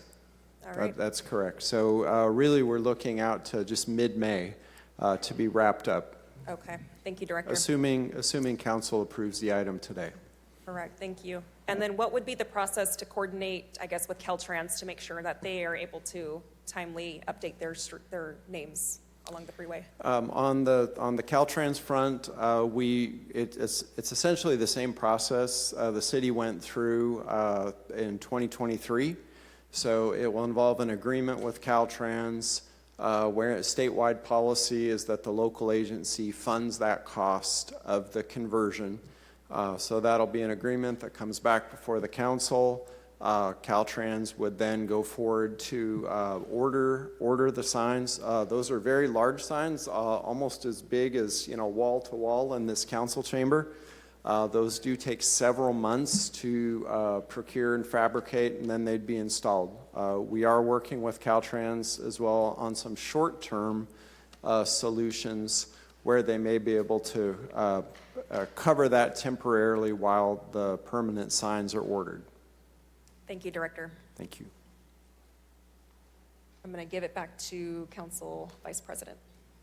Thank you, Council Member Perea, for your remarks. We're going to go next to Zoom. Council Member Richardson, you have the floor.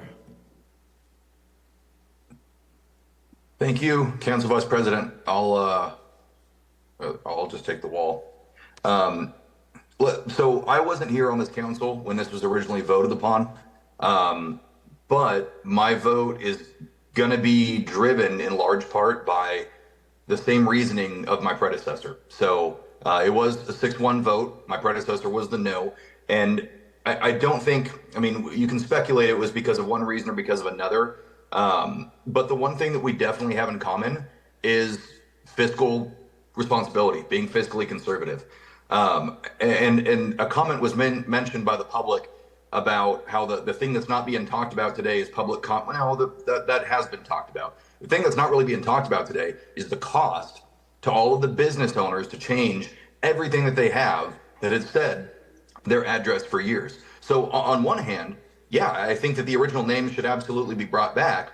On the other hand, essentially doubling the cost to rename all the streets just to get back to the starting line seems like the least fiscally responsible lap back to the starting line that we could possibly have taken.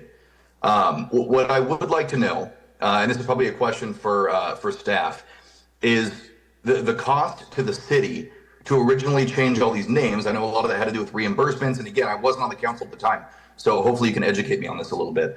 The cost to the city to move all 3 streets to Cesar Chavez Boulevard. Can you remind us of what that cost was? Whether that was I'm sure it wasn't primarily street signs, right? I would imagine it was some sort of economy of scale, being able to print them out in mass. I'm sure a lot of it was reimbursement to businesses. If you can speak to those costs real quickly, and I can't see what's going on in there. I don't have any imagery right now, so hopefully someone's getting ready to speak to this. And after you kind of explained that cost the first time, if you could speak real quick to what's the cost going to be this time? Yeah, I know we have the signs, and that's fantastic. That should take a few $1,000s off the top. But are we investing at all in reimbursement to the businesses? I understand the cultural side and the historical side and the personal side, and as Councilmember Carbasi mentioned, that the temperature is really high, and a lot of people see this from a cultural standpoint or a personality standpoint. But down to brass tacks, there are businesses who, whether you like someone, hate them, or whatever else, if you're going to change their way of doing business or a significant portion of their advertising and billing and mailing and everything else, that's really the part that's not being talked about. So hopefully someone in staff can speak to that. If no one's up there, let me know, but I'd really like to hear that. Bernard, if we could work on the video, I would appreciate that. Maybe it's my phone.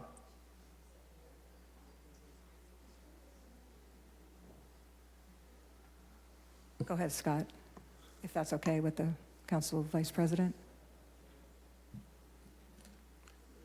Council Vice President, okay for Scott to go ahead and address those? Thanks. All right, thank you. These are a matter of public record. Two items did come before the council as part of that name change. One was the city bid out a contract to replace all of the street name signs along the 3 streets. That was approximately $130,000 for the contractor. And then there was an agreement with Caltrans that came before the council, and that was just under $100,000. So the vast majority of the expenses on the street name change were the actual signage changes, roughly $130,000 plus a small amount of soft costs for just the bidding and then the inspection of that work, and then the Caltrans cost for sign panels and Caltrans crews. Okay, that's very helpful, Director Mosier. Was there no attempt to reimburse any of the businesses for their expenses to change their names? And yes or no, is there any interest this time? And Director Mosier, this is not a question for you. It's just something for all of us who are making the decision to keep in mind. Is this something that we're going to look into reimbursing the businesses again to change them back? That's a significant part of this expense if we're going to. But I feel like if I vote yes on this, it's because I think the name change was something that I disagree with, and I think that was the majority of the public comment as well. But if I vote no, it's because I don't think it's fair to double impose a fee on all of those businesses and homeowners that they didn't ask for. So not really, in full transparency, not really sure how I'm gonna vote on this one, but those are my main concerns going into this. And if anybody can speak to that, the reimbursement and whether or not we plan to make this worth anybody's while, I would love to hear those comments. Councilor Richardson, Vice President. If Yeah. I may try and answer your question, but I want just Please. one clarification from staff. When we approved the name change, we also set aside funding for businesses to request reimbursement and support for the cost of business cards, letterhead, X, Y, and Z. How many businesses drew down on that offer for assistance? Council, letters were sent to every single business on the corridor. They were offered a chance for reimbursement consistent with what the council established. As I recall, that I believe that was up to $200 per business for stationary letterhead. Only one business actually submitted invoices and was able to be reimbursed. So, and as I recall, that was $77. Great, thank you, Only one. Director. And the reason I asked the question is there's been a lot of discussion on how we got here and what the cost was. The council, when we approved this, considered all the competing concerns that people expressed. One of them was the cost to businesses. I think Ms. Mouzon made an argument that it was going to cost people thousands of dollars. And what we found out was very few to no businesses actually have the street name on their building. It's just a number. The numbers never changed, so there was no cost to physical facade of buildings. We also found that in the world of digital, you simply notify the post service then notifies all the online platforms, Google Maps, Apple Maps, and then everything's kind of updated in a digital format with zero cost. So although we set aside $1 million for this transition, the cost never reached $1 million. As you noted from the city staff, only one business requests help on the reimbursement. And the cost is really about signage and the staff work to actually put up the signage. So I don't see this as a huge obstacle for us today. I do want to point out that, when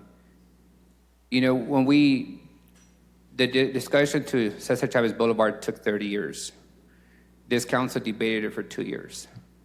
And at that time, a group of folks representing agriculture, the pesticide industry, and a few others who had history with the UFW and farm workers sued the city, claiming that we didn't follow our process.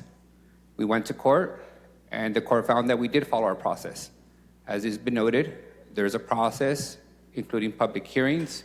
We went through that process a couple years ago, and we were successful in court in confirming that the city followed this process. Today is the same thing.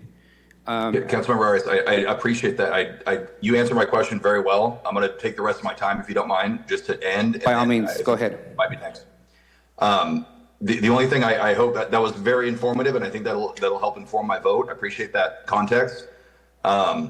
This doesn't require an answer. Just in the hope of the back of our minds, every experience you should learn something from if you want to get better. And whatever the lesson is, I hope that we learn our lesson as a city or as a council or whatever else, that next time we're just a little more cautious and we don't get ourselves into this predicament again, whatever that may look like. So Council Vice President or Council President, if you're back, that's all I had. Thank you.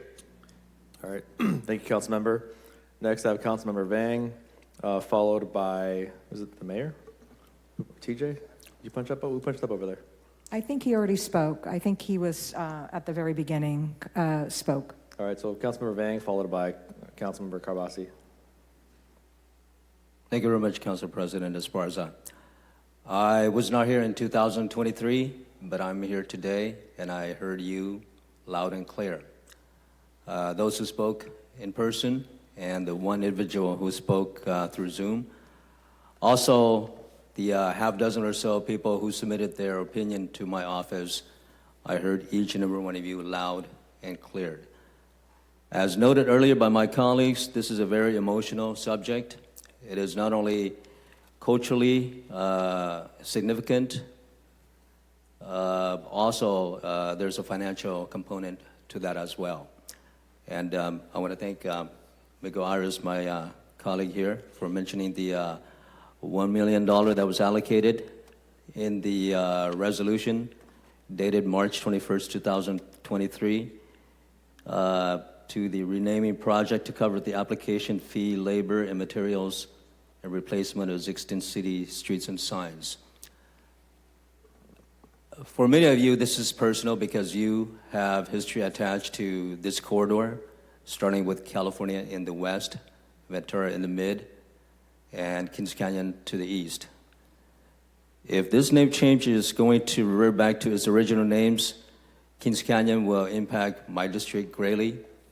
And at this time, I do support the renaming of this corridor back to its original three names, with California, Ventura, and Kings Canyon.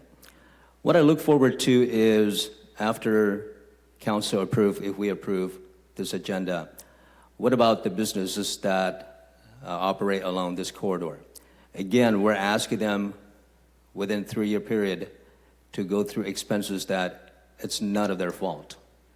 And understand the intention of the council at that time, that we were not, I guess it was not foreseeable to anybody at that time, what we saw happened a month ago. But at the same time, we're asking the residents in Southwest and Southeast Fresno to change their addresses to California Avenue, Ventura, and Kings Canyon. At the same time, we're asking business operators, and many of them are mom and pop business operators in Southeast and Southwest Fresno who cannot afford to put in 200 or 2,000 or 20,000 expenses that the city has asked them to do 3 years ago, and now we're asking them again to cover that cost. And my colleague asked, is there a lesson to be learned? There's always a lesson to be learned as human beings when we make significant decisions that impact hundreds and even thousands of lives. And so moving forward, I hope we can, at the very least, alleviate some of the financial burdens that will impact the businesses along the corridor of what soon will be, I hope, Kings Canyon, Ventura, and California Avenue. I'd like to ask of staff if we can identify how many businesses along this, I believe, 7+ or less than 7 miles that will be impacted by the name change. I know that perhaps we have the number in 2023, and if we can have a number for current, I really appreciate the number. Staff? Yes, thank you, Councilmember Vang. So our system pulls out addresses, and there's roughly 1,600 addresses that will need to change. Unfortunately, we don't have those separated between residential and commercial. So we know that the number is approximately 1,600 addresses will need to change. I would like to add that I know it's not a huge cost saver, but the post office does they link the addresses for a year.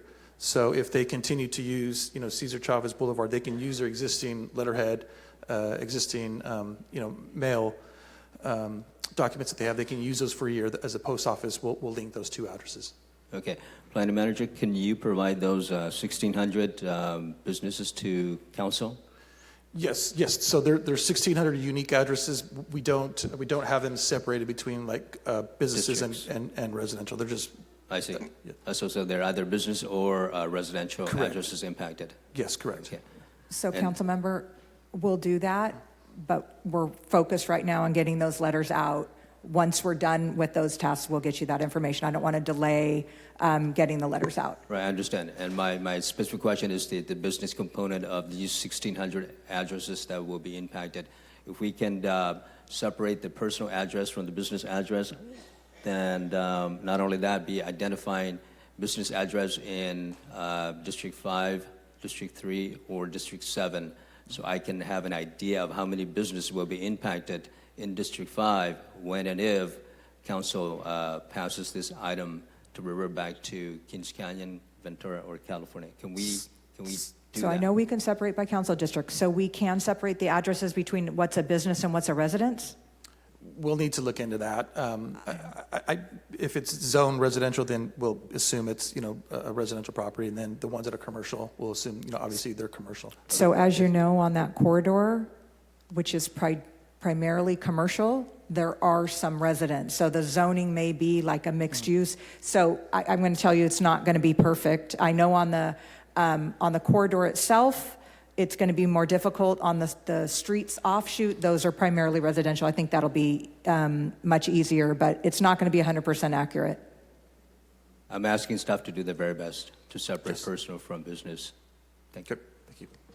Thank you. That's all I have, Council President. Thank you. All right, Councilmember Carbasi, followed by Councilmember Arias. Thank you. Just real quick, so there was some discussion about businesses being impacted, having been born and raised in a small business. I get that. Now, we did offer businesses, last time to be clear, Councilmember Arias, you brought this point up, we offered businesses an opportunity to submit receipts and help them with their transition, and we only got $77 worth of requests, is that correct? Correct. We paid out about $75. I'll let Scott answer the specific. Yes, Councilmember. So the city received 4 requests, and the policy was that business would have to have invoices. So out of the 4 requests we received, 3 of them were returned back just asking for invoices or proof of payment. They could not provide any of that. They claimed that they had that expense but had no proof of that. So city policy is, of course, we need to see some kind of invoice. Trust but verify, of course. Yes, so only one actually produced that. But their last cycle, we'd have to look at how many letters went out, but out of all the hundreds and hundreds of letters, only 4 came in with that request. Okay, so right now, how much funding is set aside for helping small businesses transition? We don't have anything right now. As we've talked about, the previous time there was money set aside by the council for moving the signs back. There was no funding set aside, so our focus has been getting the signs changed. I did not want to hold up the process because we don't have funding for the businesses, and we're going to deal with that on a case-by-case basis. So today, we don't have any money set aside for the businesses. That's not to say that we're not interested in helping, but I didn't want to delay the sign project to be able to figure out how we were going to pay for any potential business impact given the lack of requests we had last time. No, fair enough. And I appreciate you in the administration moving fast on this, but to be a good partner, what I'll do is I will pledge $10,000 from my reserves operating budget towards this effort to help the small businesses, and hopefully they will utilize it. And with that, I'd like to make a motion to approve. All right, we have a motion and a second. Councilmember Arias, you were punched up next. Thank you, Council President. I do want to point out to Councilmember Carbasi, you're absolutely right, and appreciate the help on the small business world. As I was noting last time, there was significant public opposition, and the record and the public opposition was around the financial impact to small businesses. I remember Ms. Musan making that argument that all her small businesses would take a financial hit for the name change occurring. But I do want to point out the irony that today, not one person has called out the cost and opposed the name change because of the impact to small businesses. And I think the reason is, frankly, there wasn't a significant impact. As you saw, we made money available. Very few businesses requested the support, and only one actually received their support based on receipts. So I do believe that at that time, and the public record is there for everybody to watch, there was significant arguments being made around whether there was any real history of the UFW and Cesar Chavez in Fresno. And the record was clear. The first UFW meeting occurred on California Avenue. The first convention of the UFW occurred in the Fresno Convention Center. There was a huge record of opposition by agriculture and farmers back then against the UFW and its advocacy for farm workers. Back then, it was normal practice to spray pesticides on farm workers as they were working in the fields. That required litigation by the UFW and farm workers and Cesar Chavez to stop. So we dealt with a lot of unrelated matters that we had to work through. Ultimately, we made the vote to change the name, but the fact is, when the facts change, our minds have changed. And that's what we're required to do as public stewards of these roles. When we made the change to Cesar Chavez, the facts were very clear. He was a hero in the labor movement. He advocated for those who didn't have a voice. He took on the agriculture industry as they abused and took advantage of farm workers. And since then, the facts have changed. And now we know what nobody else knew, except a very handful of people that worked closely with him. And so it's incumbent on us to change our minds when the facts have changed. But I do want to also be very clear that the same process that we're using today is what we use in 2023. And it is our responsibility as public servants to adhere to honoring a process that will withstand a legal challenge. And those who opposed it 2 years ago challenged us in court and lost because we followed the process. Today, some of them are asking us to ignore the process and expedite it for their interest. And I'm glad that this council is united to say we're going to follow the same process that withstood a court challenge, even though it may not be as fast as a handful of people may want, but it is the right thing to do because that's the obligation that we have as public servants and protectors of the taxpayer funds. And I would be much more amenable as I was back then to say we should set aside a lot more money for the financial impact. But what we know now is that the financial impact was minimal. There was a cost to signage, there was a cost to installing the signage, but there wasn't the bloated cost that was suggested by a handful of people as cover for the public opposition. So I'm happy to support this item, as it is our responsibility to change our minds when the facts have changed. Thank you all. All right, great. We have a motion on the table. Clerk, could you please call the roll? Thank you. Councilmember Perea. Yes. Councilmember Carbasi. Yes. Councilmember Arias. Vice President Maxwell. Councilmember Vang. Aye. Councilmember Richardson. Yes, I'm 10,000. Council President Esparza. Aye. The motion passes 7-0. All right. Thank you. All right, thank you everyone for coming out and providing your input in today's item. We're going to move on to the consent calendar at this time.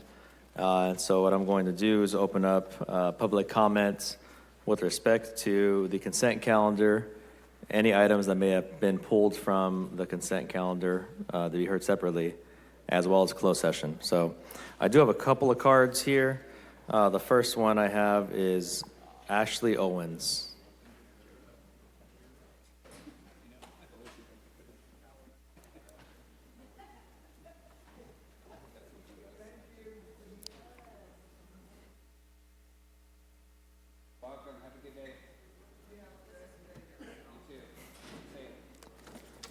Welcome.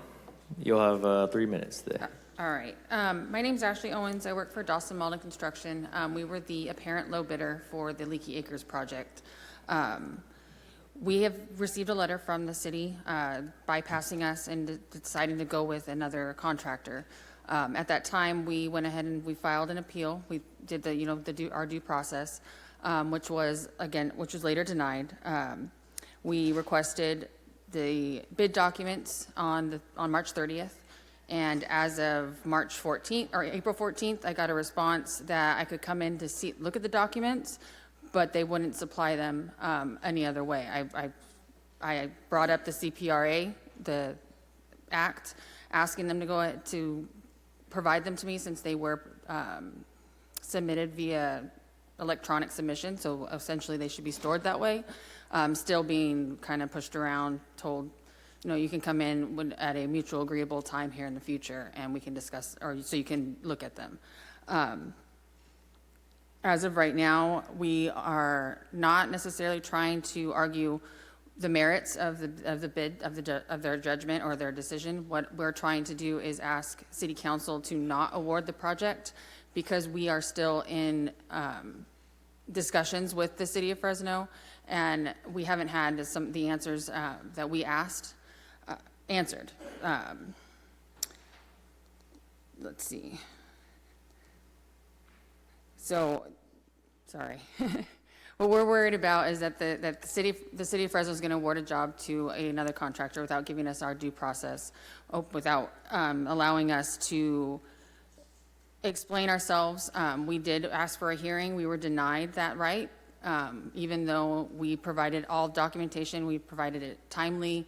We provided copies of everything, and the city has decided that it wasn't enough. The merits that we provided weren't something that we could discuss with, and she wasn't going to let us have that hearing. I'm kind of confused because Resolution 2003-139 says that is exactly what I can argue as long as I provide that backup. So again, I just would like the city or the council to consider not awarding that project at this time so that the city of Fresno and Dawson Malden can close out what our appeal process is and actually get an answer to the questions that we provided. And that's all. Thank you. All right, thank you. The next speaker I have is Tammy Slaughter. Tammy, are you with us? Were you wanting to comment on one of the consent items? What item were you here to discuss today?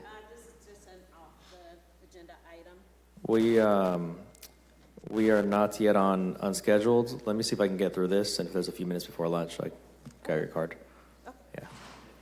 All right. Any further public comment on the consent agenda, contested consent, or closed session? There is no one on Zoom. No one on Zoom. Okay. At this point, I'll go ahead and close the public comment on the consent agenda, contested consent, and closed session. Is there a motion or any other action for consent agenda? Council President, I do have some concerns about the item that was just raised during public comment. I'd like to have staff answer some questions about timing and why it is that we can delay approval. Yeah, I mean, we did put out a tray memo to council on this exact item on April 14th. Staff's here to answer any questions. We can have further conversations. We've been every step of the way following our process, consulting with legal counsel to make sure that we are on solid footing. It's just unfortunately the other contractors ultimately were not the winning contractor. So I I don't know what to say. I mean, I think we need to move ahead with this project because it's a really important project and we have to do it in time with when we're not going to be, it's a short season. We have to coordinate with FID, with FMSCD, with how our water deliveries are, because as you know, that Leaky Acres is like our biggest recharge pond in the city of Fresno. So in order to take that offline and not to be using it, it has to be very delicately timed. So I don't think it's a good idea to delay, which was why we were trying to get ahead of this and provide council with information. But ultimately, we're not going to, I don't think we're going to be able to we're going to miss a contract date or anything like that. I think it's just more of timing of the work. I'm looking at my staff to see if anything else I'm missing. Councilmember, are you wanting to pull it for contested? I am, or I can just, they can answer your question now, however you prefer, Chair. Staff's here? We're here. All right, come on down. And I don't want to get into the substance of your decision making, because I think there's a process for you all doing that. But my question is more timing.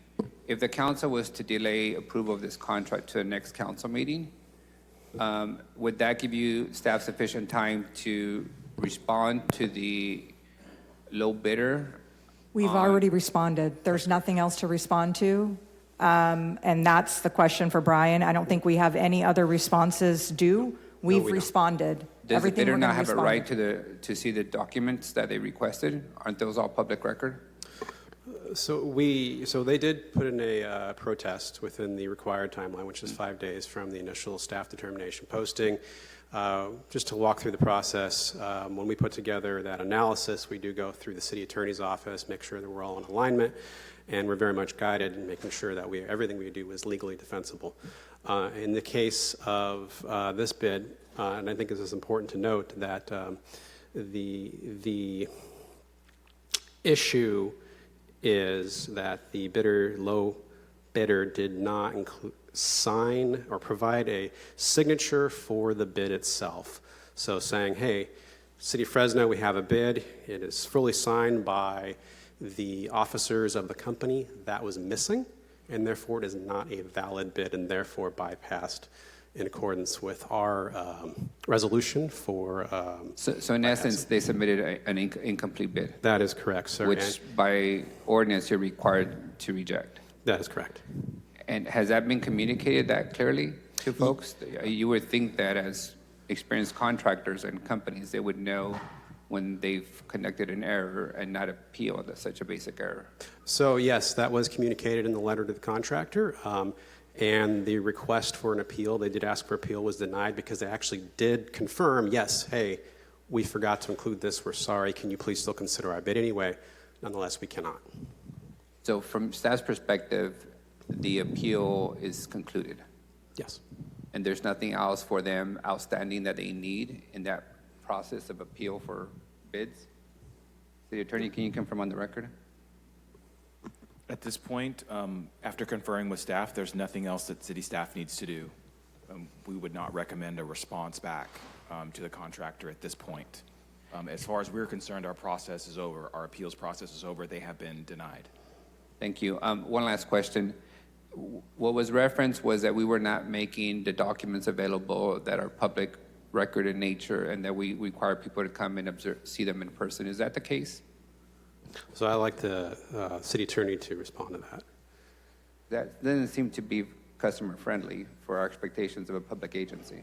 So it has to do with our appeals resolution. There's essentially outside of the Public Records Act, which is what they've made a request under.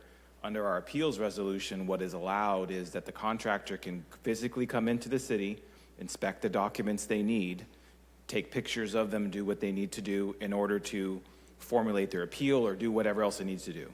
And they were informed of that. And also my understanding is under the Public Records Act, they requested additional documents. The problem is that under the Public Records Act, we are only required to provide a response within a 10-day period after they request. So the request itself may take longer So that's why we allow them to come in and actually inspect. Got it. And so they have to take advantage of that in order for that process to get the documents they need. Because in the public records venue, we have millions of requests that we're processing, and they're just going to have to wait their turn. Correct. As you guys get to all these public records requests related to everything from our credit card receipts to, the mayor's budget. Okay, those are all my questions. Thank you. All right, thank you. Do we have a motion, a second yet on? I'll make a motion to approve the consent agenda. Second by Councilmember Arias. Clerk, please call the roll. Councilmember Perea. Yes. Councilmember Carbasi. Councilmember Arias. Vice President Maxwell. Councilmember Vang. Aye. Councilmember Richardson. Yes. President Esparza. Aye. All right, passes. 7 votes in the affirmative, motion passes. All right, 7-0. We do have a couple contested consents. I did have one card, and I just saw one person. Tammy, I'll open up unscheduled if you wanted to come out and come on down and do your comment card. Y'all have 3 minutes.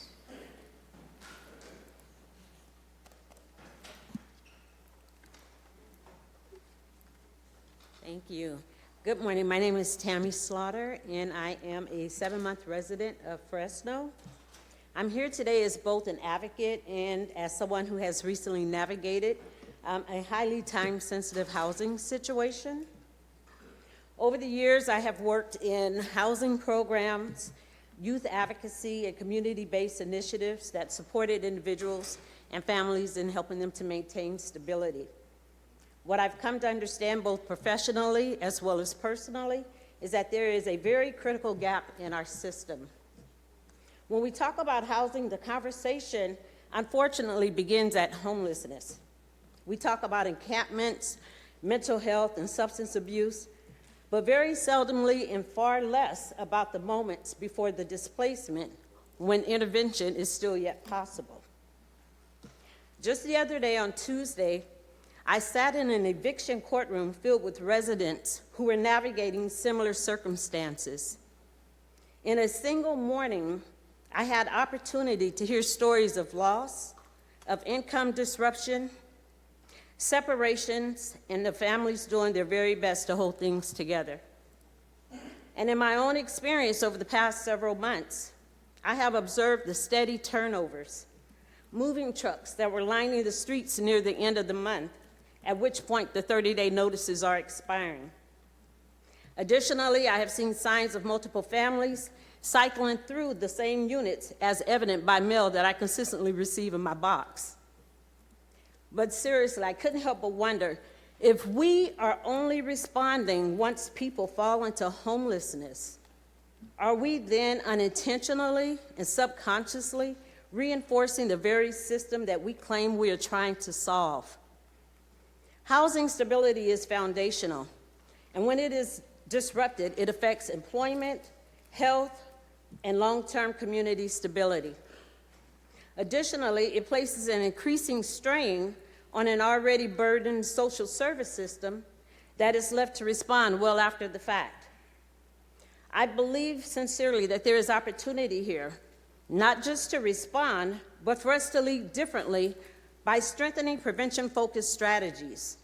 This includes early intervention, stronger coordination between housing and workforce systems, and targeted support for residents who are at risk of displacement, but who are still yet within the reach of stability. Now, seriously, this is not about blame. It is about awareness, and more importantly, it's about us creating opportunities. There are residents in the city who are doing everything they possibly can to remain housed. And with the right support at the right time, they can do so. I would welcome the opportunity, sincerely, to sit at the table and contribute to these conversations to help identify. Thank you, Tammy. Okay. At this time, so we have it open, a little time before lunch, I'd invite anyone either in the chamber or on Zoom who would like to comment on unscheduled communication. There are no hands raised on Zoom. Okay, we're going to go ahead and close. I don't see anybody in the chamber either. We're going to go ahead and close that. Council, let's see, we've got a couple contested consent items, G and J. Council, Councilmember Richardson, are you up for 2G right now? Absolutely. All right, let's take on 2G. Alrighty. Hopefully, if someone can stay into the microphone. We have Director Mosier still there in the chambers. Director's here and staff approached the dais.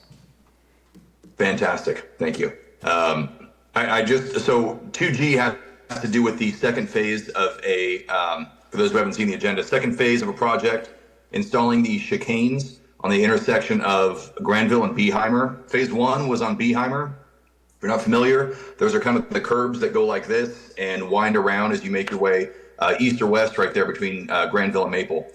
And phase 2 would be putting the same things on Granville, going north-south there in front of those homes. So the reason I wanted to bring this up is not because I'm contested to it, but because I wanted this to be an example to the rest of District 6 and to the city.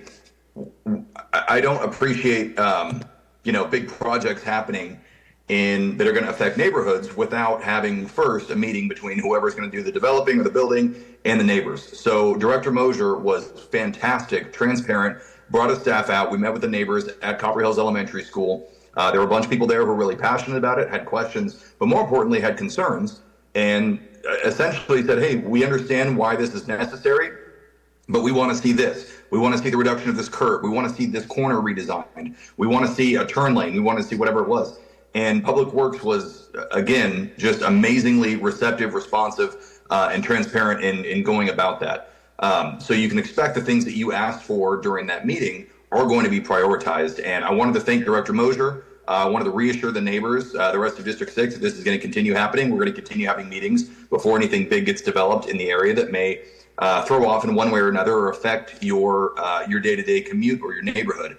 And Director, the only real question I had for you, outside of just the thanks, are it was brought up that the turn lane that is on the existing curb right there as you make the right from northbound Granville onto eastbound Beeheimer, that curb would be filed down in order to make on that blind corner, in order to make a safe left-hand turn pocket almost to be able to turn into the neighborhood right there on the north side of Beeheimer, that gated neighborhood, because that was one of the complaints we heard, difficult especially by the compounding fact that there's a blind corner right there. So if you can just reassure me and the neighbors there that curb will be filed down, and the concerns of the neighbors at that meeting will be addressed and approached as we design and enter construction of this, I would be grateful for that, and I would be happy to support and vote yes on 2G. Yeah, good morning, Council. Gus Rangel, project manager with the Capital Projects Department, and that is correct. We are reducing that curb so that the vehicles can go into the residents can go into that community and have enough space. Fantastic. That recommendation didn't come from me, didn't come from Public Works, it came from the residents, and that's really what we'd like to see. So thank you very much. If no one else has anything to say about this, motion to approve. All right, we have a motion, we have a second. Clerk, please call the roll.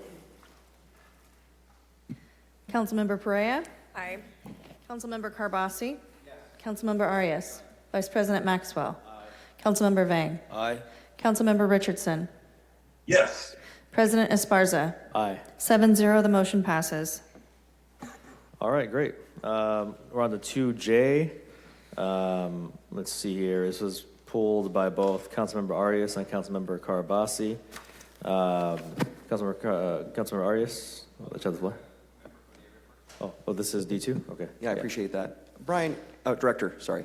Could we please just get a brief 2 to 4 sentence summary of what we're doing today? Good morning, Council Member, Council President. So Brian Barr, Director of General Services. We handle lease administration for the majority of the city. To answer your question in just a few sentences is, for the past 12 months or so, we've been working with EBIT, the tenant for Riverside Golf Course, to clean up some ambiguity in the current lease agreement related to payment of APES fees, how capital improvements are handled, what we're calling old business before we get into new business, which is a discussion on potential capital improvements in the future. Okay, thank you. And then can you just go into brief detail about the APES fees and what those are? Yeah, so APES fees are, by the master fee schedule, required to be paid for $1 per round of golf played that's deposited into the city's account.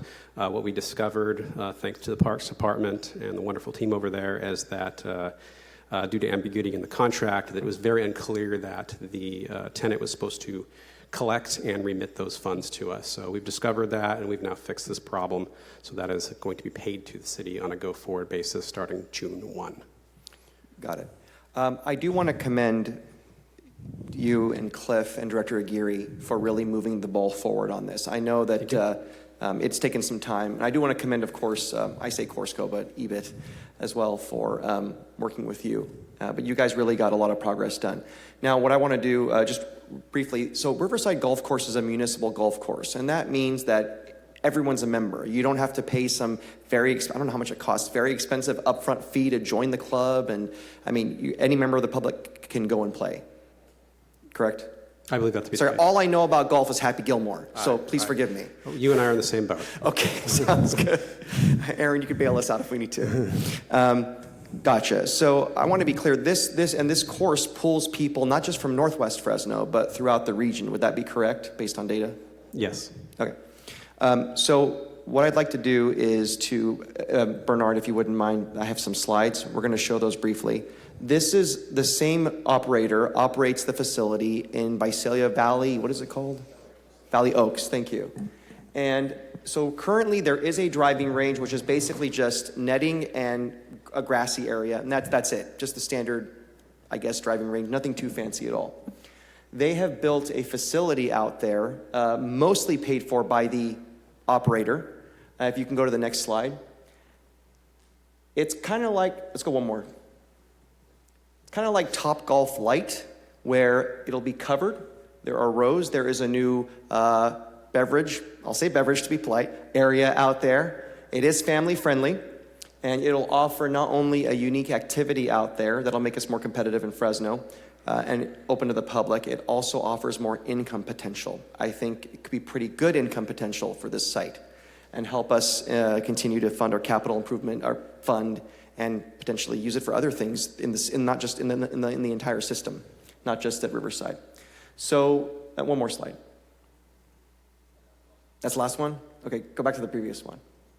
Okay, that's an example of people having golf and having a beverage and having a good time, but it's also open to younger golfers as well. Another program you guys have done a great job with is supporting First Tee. I know the operator is committed to First Tee. This is kids from all different ages, very young ages, that they go to all different sites, but the hub really is Riverside Golf Course. So what I'd like to do today is I want to move forward with this item. I think it's long overdue, and I commend all of you for making this possible. So I'll make, Councilmember Arias, I know you have some comments. Can I make a motion and then you comment? Okay. So I'm going to make a motion to approve this item with a couple of conditions. Number one, that you start negotiations with EBIT on making that, I'll say, Top Golf Light possible in this area. I know they have the area lined out and they have a general proposal, but there's got to be meetings set up for that. And also that we include in that discussion a plan for, what's the kids, I just mentioned it, the kids program. First Tee, I'm sorry, First Tee. And I'll work with you on that more closely. That's more of a side project that I'm interested in doing with them. Not necessarily EBIT, but I'd like to work with you guys on that. So that's my motion. Yeah. Okay, thank you. And I defer the rest of my time. Great job. Thank you all. Councilmember Arias? Thank you, Council President. I too am not a golfer, so don't know anything about the sport beyond the fact that we have a publicly owned golf course. But I am a little bit concerned because ape fees basically is just an additional charge for customers, correct? That is my understanding, yes. And where does that money go? You know, I'm going to have to ask Director Gary to come up because that's collected through the Parks Department.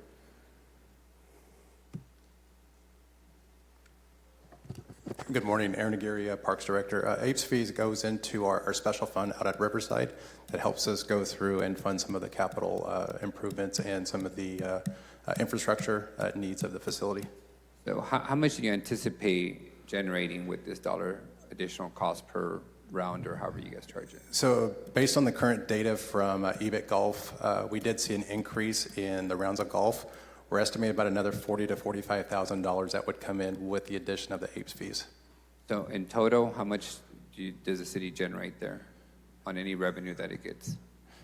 So we have a number of items in, and I'd be happy to get you the actual detail. But in their agreement, they have their rent fee, they have their merchandise, they have their cafe fees. So there's a number of items that go into generating that total that we can get you. I don't want to get into that level of detail. I'm more concerned about this. Every time I see an increased fee from the city, whether it's directly through our master fee schedule or indirectly through our private operators, I like to see what is the public going to get in exchange for that additional fee, not just simply passing on the cost of doing business. So I was hoping that this fee would be connected to improvements, direct improvements at the facility, because ultimately, if this facility cannot compete with private golf courses or with Top Golf in Madera coming, then it's going to become a huge sucker of public subsidy in the city at the expense of other neighborhood parks. So what are the chances that you guys can bring this back to us prior to us getting to budgeted deliberations of a city? Because I'm assuming you want the ACE fee approval today so you can bake it into your proposed budget, correct? That would be part of this amendment, correct? So, Councilmember Carbasi, can we have, I know negotiations can take sometimes 10 years, sometimes 2 days. Can we have some assurances that we'll come back with a potential proposal before we begin budget hearings so we know if there's any exposure to the city's budget? No, you make a lot of good points. I completely agree with you. I think that it would be good to show if we're going to increase the fee. There's potential for this new facility on site. So why don't you want to amend the motion, and then we'll we'll add a timeline before we enter budget negotiations? Do you think it's possible to work with them? I guess what specifically would you like to see before the budget? If you intend, as a member said, if you intend to extend this contract, if you intend to change a contract that allows for improvements at the facility, that I'm assuming is going to require an amendment to the contract. I like to see that full picture prior to us adopting a city budget.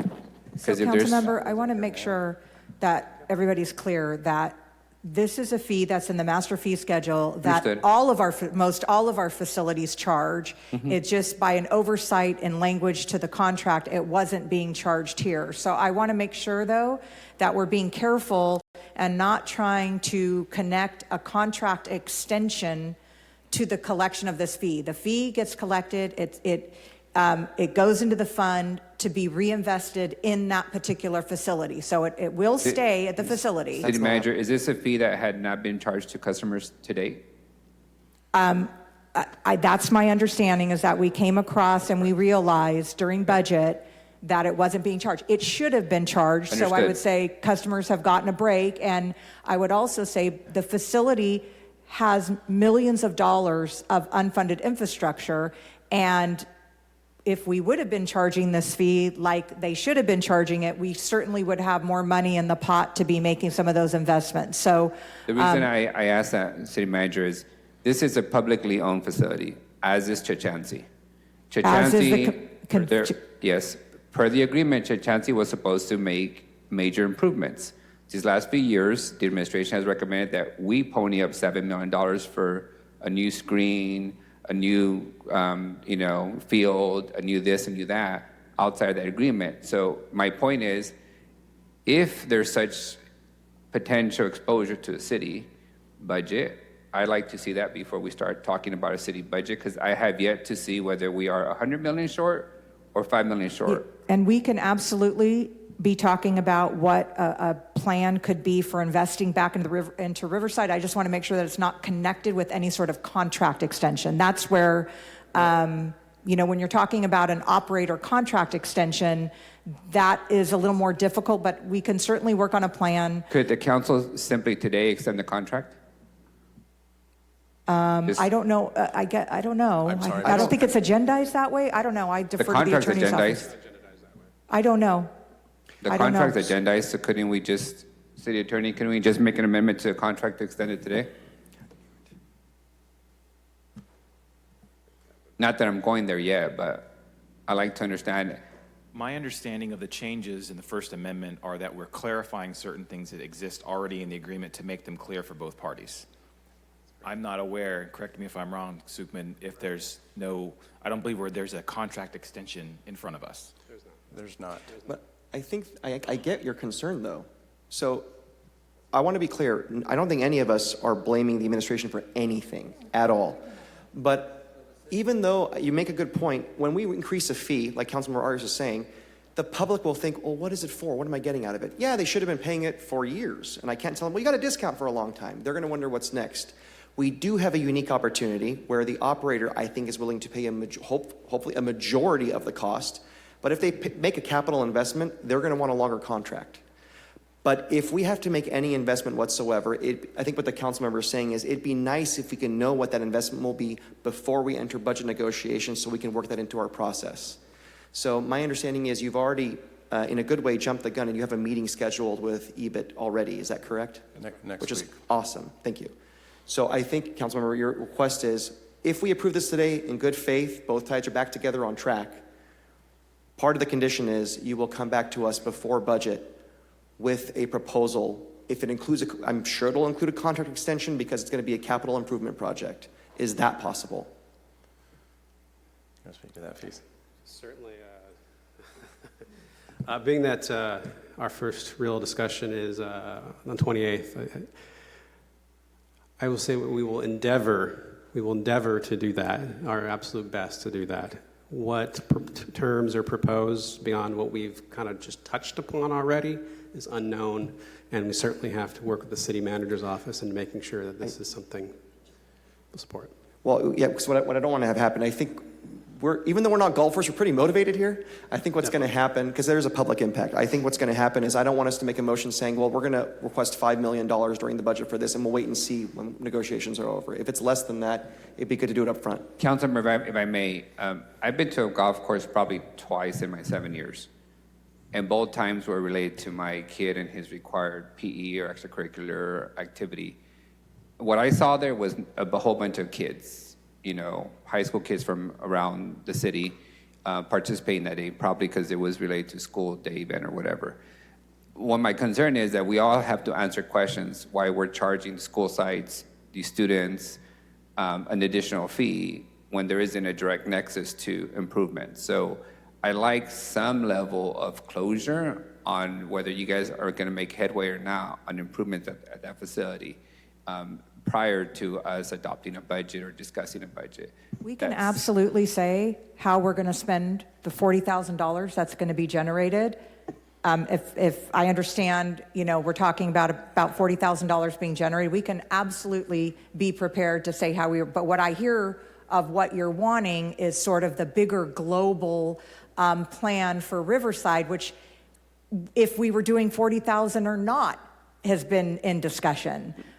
So if you want a $40,000 plan, we can get that to you in a couple weeks. My concern, city manager, is you've said on the record that it has millions of dollars of deferred maintenance, as does Convention Center and Sound Arena and every other public facility that we own. Who also charge APES fees. Correct. So I want to know what is the plan for addressing those millions of dollars of deferred maintenance prior to you announcing that we have a $100 million deficit in the proposed budget, or $5 million, whatever that amount is. We're going to be presenting you a balanced budget, so we're not going to be saying we have a deficit because we're required to, we're going to present you a balanced budget. But I hear what you're saying. I think what we're saying about the revenue being generated, we certainly have a list of what the deferred maintenance is. There is no way that the APES fee is going to tackle the deferred maintenance at Riverside. But we have the meeting with them next week. We do know, I know our former esteemed council member Blanc Zhang is a regular user of Riverside and, has a lot of interest in wanting to make sure that there are cool improvements out there. Obviously what Visalia is doing is very cool with the driving range there. And I think that would sort of be the first look and estimate at what something like that would cost. Obviously it's going to be more than $40,000. Yeah, I think former Councilmember Zhang is a little bit too old to join the kids program, but I do appreciate the comments, City Manager. I think we're veering a little off topic. We just want to be super clear. We're not talking, at least I'm not talking about the millions of dollars of deferred maintenance. That I didn't know that. Apparently it's worse than I thought. That's a surprise to me because we've met about this before. But hundreds of thousands. I may have exaggerated. Hundreds of thousands. With that, though, you've always kept your word. All we want to know is, now this new facility, I received a presentation from the operator. They are eager to go. This could actually generate significant revenue. And I want to make sure we get our fair share. We're not going to give the farm away. If we're giving them the permission to do this, we got to get the taxpayer has to get their fair share. But we don't have any of those numbers. All we want to know is, rather than waiting to ask you for a tray memo during budget, can you make sure these folks that have done directors have done a great job are engaging with the operators, so we can have something before budget? We can engage and we can have discussions. Whether or not we would have agreement with the operator, that's a different thing, but we can certainly discuss what options are and what the costs are. Yes, for the council. Yeah, that gives council options. Thank you. Yeah, options and costs would be fine. Let me say it differently, not to make this a little messier. I want to make sure this doesn't become a Granite Park, where we get blindsided by some deferred maintenance, health and safety issue. We all get inundated with emails and social media comments, and then we get blamed for higher fees, and there's no mechanism for us to ask you questions about what's the plan. So I like some version of you guys coming back to us before budget on what progress we've made, if any. Like, I get negotiations take a while, but I've also been here long enough to know that sometimes lease agreements take like 5 years to get to us. So that's where I'm going. Okay. Sorry, I got distracted. I had too many people talking to me. What were you waiting for an answer on right then? Okay, enough said. Thank you for hearing us, listening to us, and hopefully not ignoring us. Well, we will have something. I hope it's at the level of to meet your expectations, but we'll look at options. We appreciate that, because I think this is going to be a budget item, a discussion at least, correct? Okay. Thank you. Thank you all. Thank you. Great. And again, I want to commend the directors and Cliff for their work. You guys made this possible. Thank you. All right, so we have a motion. You guys good with it? All settled? All right. Clerk, please call the roll. Thank you. Councilmember Perea? Yes. Councilmember Carbasi? Yes. Councilmember Arias? Vice President Maxwell? Councilmember Vang? Aye. Councilmember Richardson? Yes. President Esparza? Aye. The motion passes 7-0. Great. Pretty efficient morning. We are going to come back for the workshop at 1:45 p.m. For you, Councilmember Richardson, that is 1 hour and 35 minutes from now, whatever the time is for you at the moment. So I'll see you all at 1:45. Past bedtime.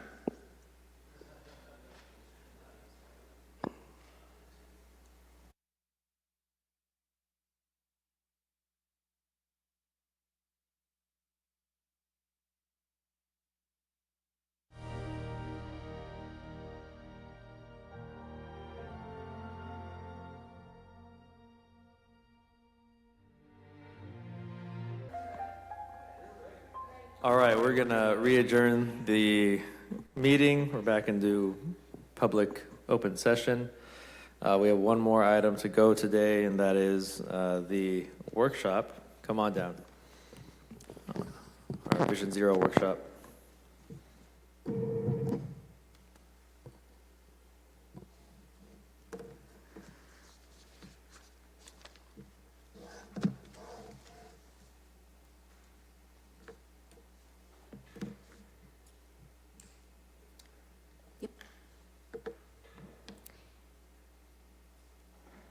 Good afternoon, City Council. Andreina Aguilar with Public Works Department.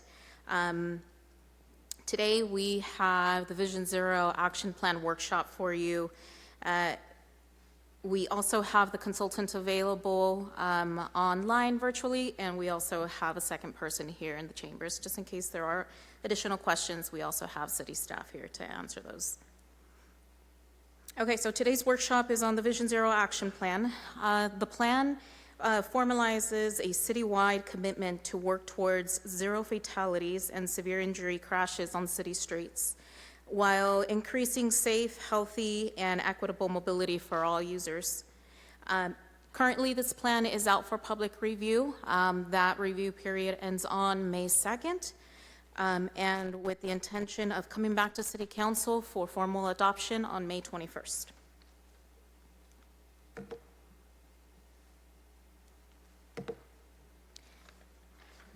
A little bit of background and the purpose.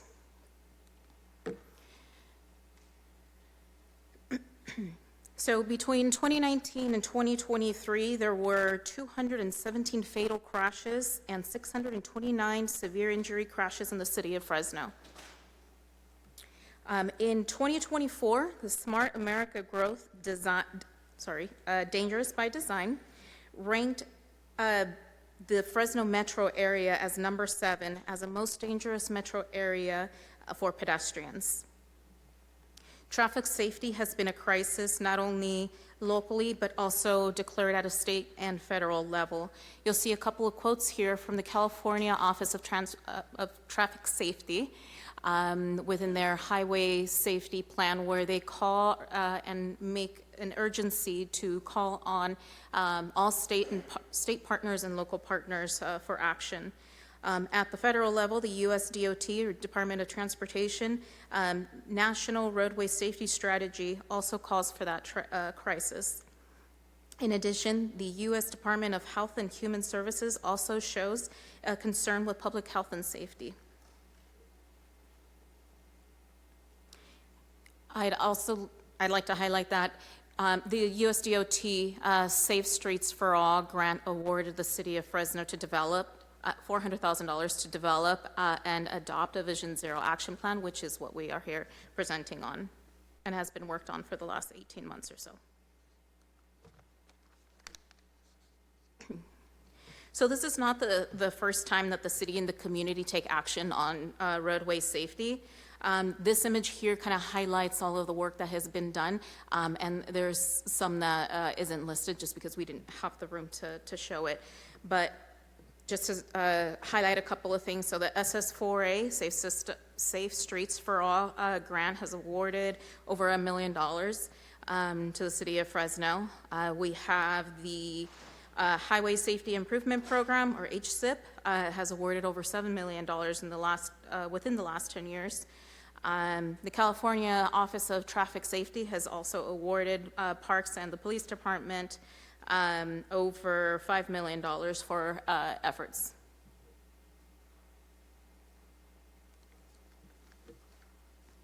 Goals in the process. The plan is structured in a way where we establish a goal for our city. It does include data analysis, and it is a data-driven plan. There was a lot of public outreach, and that outreach and the data analysis created those recommendations and policies, programs, and strategies that would guide us to reach the goal. So the plan proposes a goal of 0 fatalities and serious injuries by 2050. That goal is aligned with our state goal, with the state of California's goal of 2050. Fresno can continue to work towards this goal by implementing the plan's recommendations and continuing with a proactive approach to traffic safety.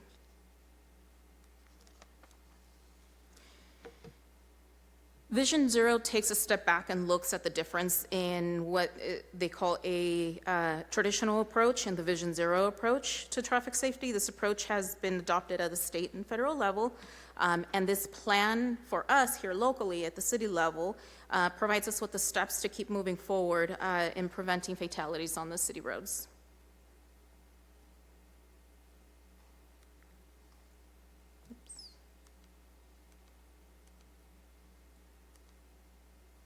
Over a lot. Here we see a timeline of what has been included in the last 18 months or so. Lots of community outreach, the data analysis, policy analysis, the identification of our higher injury networks and priority locations, which all shaped the policies and the programs that are developed into the draft plan that's out for review. Comprehensive citywide engagement. Citywide engagement is important so that the plan reflects the lived experiences of the community. The project team did a variety of different types of outreach events. It included 12 pop-up events at schools, parks, and established community events, 5 task force meetings, 2 focus group meetings with youth and seniors, an open house at Fresno City College, a walk and talk event with E&P over by Manchester along Blackstone Avenue, multiple bike rides and bike clinics along in support with, in partnership with advocacy groups, and a Safety 101 workshop with the community-based organizations that have been involved. This image here shows that the events and the outreach was done throughout the city. We wanted to make sure that we were equitable in receiving that feedback. And here we have a list of more than 23 community-based organizations that helped develop and guide the plan. This allowed us to extend our reach to more of the community and to ensure that the recommendations that are in the plan respond to the neighborhood's needs. What we heard, we received well over 1,000 community surveys. One of the things we've noticed is that half of those that took the survey personally know someone who was injured or killed in a collision here in the city, and 5% of those individuals have personally been injured in a collision.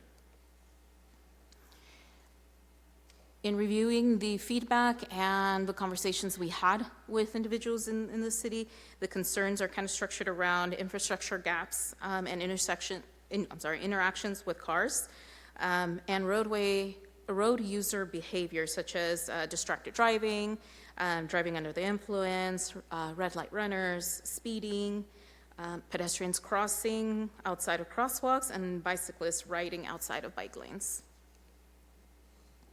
Part of the process included the 5-year collision analysis.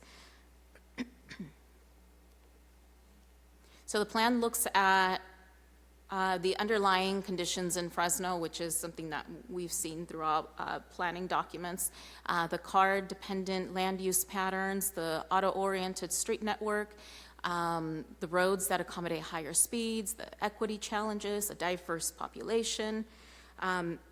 One thing that I'd like to point out is that these concerns and challenges aren't unique to the city of Fresno. We see other cities that have similar underlying conditions who are also facing traffic safety concerns.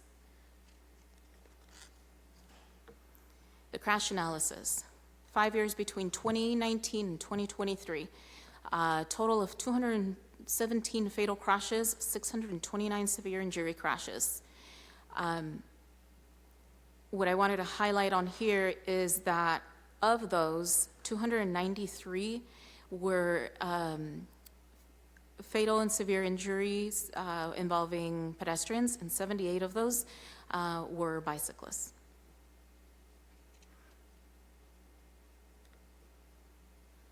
In the analysis, we were able to identify the high injury network. 89% of the fatal and severe injury crashes that occur in the city of Fresno happen on the high injury network. The high injury network consists of 14% of the overall roadway in the city. The characteristics that are shown for those roadways are typical arterial roads and our collector roads. And the image you see there is that high injury network.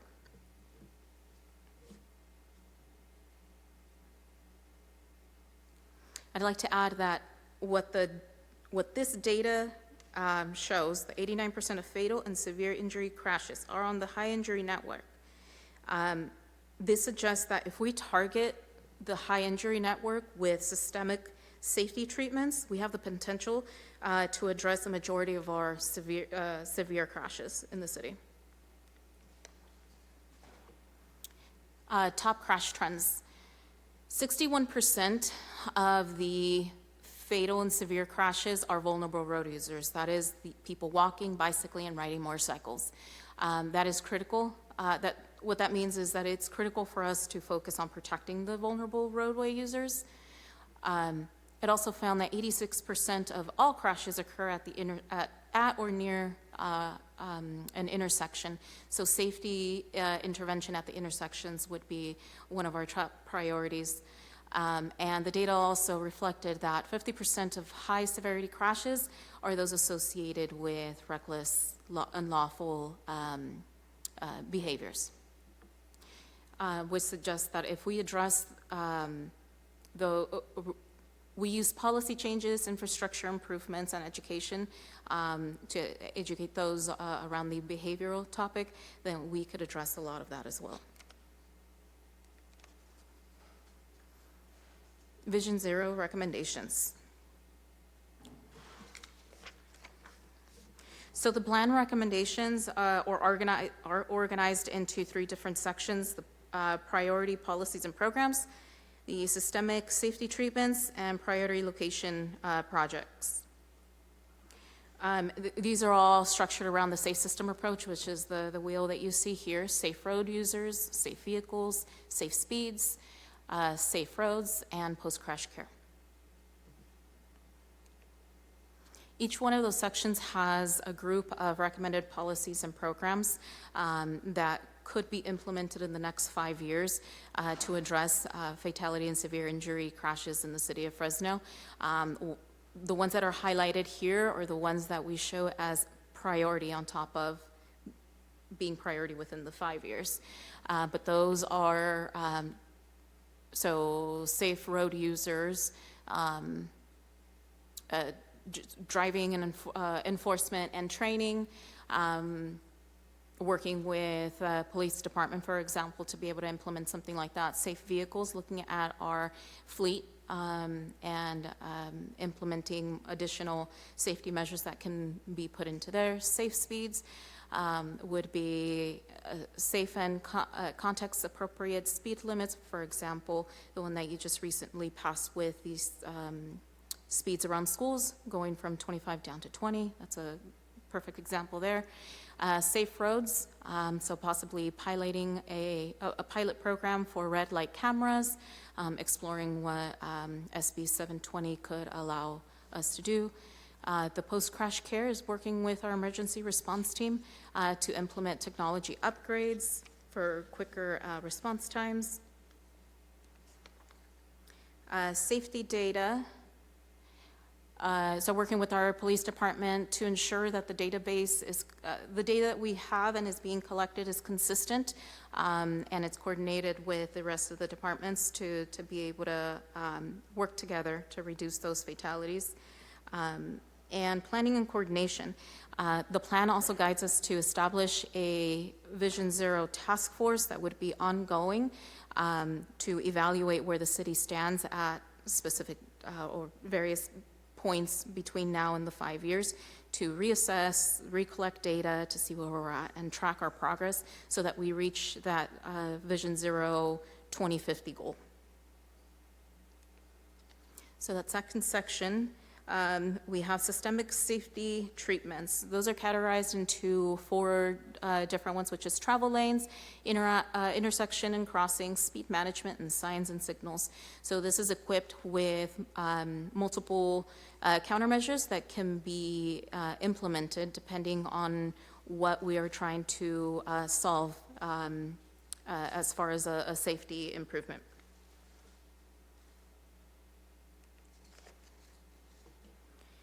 So some examples of countermeasures that are within travel lanes. So road diet, taking the curb-to-curb width and repurposing that to reduce the number of lanes, possibly add a bicycle facility, which helps slow down vehicles and just take up more space. Speed management, we've got the content-sensitive speed limits, and earlier today you heard about the chicanes over on Beheimer and Granville. That's an example of speed management to be able to reduce the speeding there, and traffic calming.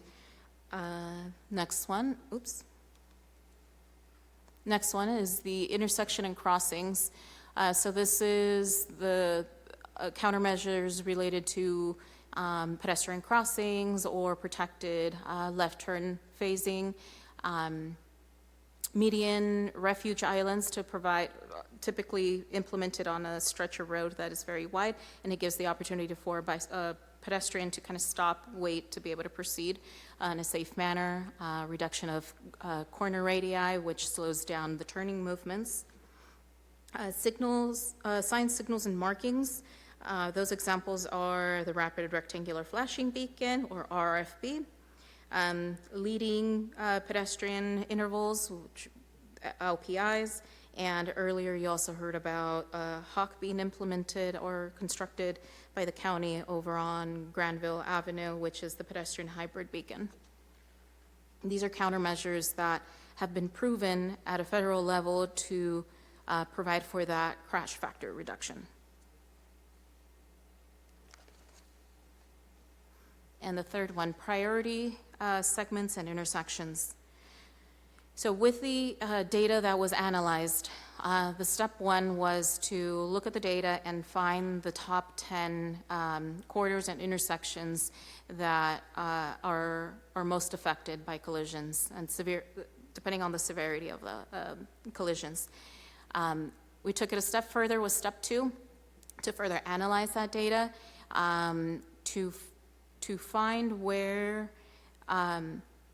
the proximity to the bus routes, bus stops, proximity to, these are the added layers that would then bring the top 10 down to 5 that we could implement some of these countermeasures and set those as the priority. The top 5 that made it onto the list based on those added layers and the analysis that was performed are listed above. We have 2 major corridors along Blackstone Avenue, one between Nees and Herndon, Ashland and Shields. We have Belmont, large stretch of Belmont between Palm and Cedar. Fresno Street between previously Cesar Chavez and Divisadero Street, and Shields between West and First. The top 5 priority intersections are also listed there. Blackstone at Herndon, Blackstone at Dakota, Shields at First, Clinton at Fresno, and previously Cesar Chavez at Chestnut. So these are the top 5 intersections and corridors that would receive further recommendations, which is what you see here. So this is an example of what each segment that was highlighted there would be proposing. It does have some information to the mode of the type of crashes that were there, the lighting conditions, the top crash types that have been seen, the number of collisions and the severity there. And then it proposes countermeasures, which are listed by the circles down at the bottom. This one here is for an intersection, and it looks very similar with those recommendations as well for the whole intersection.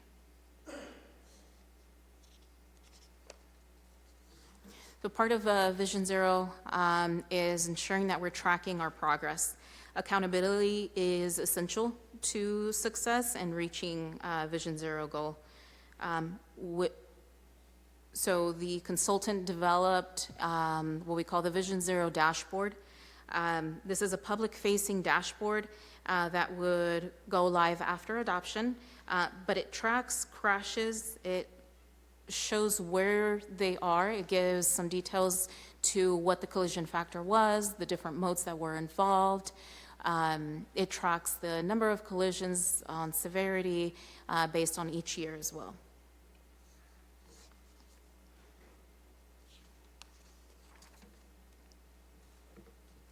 So that concludes my presentation. I am available here along with other staff to answer any questions if those come up. We also have the consultant Mia Candy with Tool Design virtually, and we have Josh with DKS who did the analysis of the data. And as far as just next steps on where we go from here is continue to gather feedback from the council, from the public, with it closing on May 2nd, be able to incorporate that information and come back to you for formal adoption on May 21st. That adoption date is very important to us. And the reason why is because we would like to be eligible for implementation grants through the Safe Streets for All grant program. And in order to apply for those implementation grants, we need an adopted Vision Zero action plan. All right, thank you. I come back up here to council. I've got Councilmember Carbasi, followed by Councilmember Perea. And Carbasi is missing right now, so Councilmember Perea. Thank you, Council President. Thank you, Andrea, for that presentation. You know, one of my staff members, he lost his son from a traffic fatality a number of years ago, but he's still a pretty active advocate for safer streets. And so my office has spent a lot of time and resources investing in traffic safety measures, whether it's the rapid rectangular flashing beacons or the speed radar flashing signs. You know, we've been prioritizing these investments specifically around schools just to help with the whole concept of safe routes to schools. I was really excited to see, I think it looked like a policy, or one of the priorities was to re-look at the red light camera program. I know that's something that our city had implemented at one point, and due to several reasons decided that it was best to eliminate that program, but I think it's time to revisit that conversation. I know that we can install all the safety improvements throughout our city, but it's really hard to change behavior. It's really hard to change distracted driving and people speeding and running red lights. I'll tell you that we're making about a $1.6 million traffic safety improvement at Clinton and Van Ness, because that's one of the, at least for me, it's one of the most problematic intersections in District 1 for traffic fatalities. My apologies, not fatalities, traffic collisions. And that has been a priority for the residents in those neighborhoods. But even with that improvement, I can only imagine that people are still going to possibly run red lights and speed through intersections and what you have it. But one thing that I think will be really important is enforcement. We can have all the improvements and all the rules of the road, but if we're not enforcing our rules, then it's really hard to change behavior and hold people accountable. So I know that we have an incredible traffic unit within the Fresno Police Department, but they are stretched thin as it is within our city. And so I think tools such as the red light cameras and eventually, hopefully, speed cameras, I'm hoping that will be the key to finally holding people accountable in our city that exhibit poor behavior. I think last year alone, we had more traffic fatalities than we did gun-related fatalities. I could be wrong, but I'm pretty sure I heard that statistic from someone in the police department. But it just shows that this is an epidemic in our city, traffic safety. And so I just appreciate the staff taking the initiative and really prioritizing the completion of this plan. Just remind me again, when is it expected to come back to us? May 21st. May 21st, okay. Yeah, I just want to thank staff for the time and effort going into this. Thank you to the consultants. This is a really important plan that I am looking forward to putting good resources behind so we can implement. Thank you. Thank you. Any other members want to punch up? All right, Councilmember Arias. Thank you.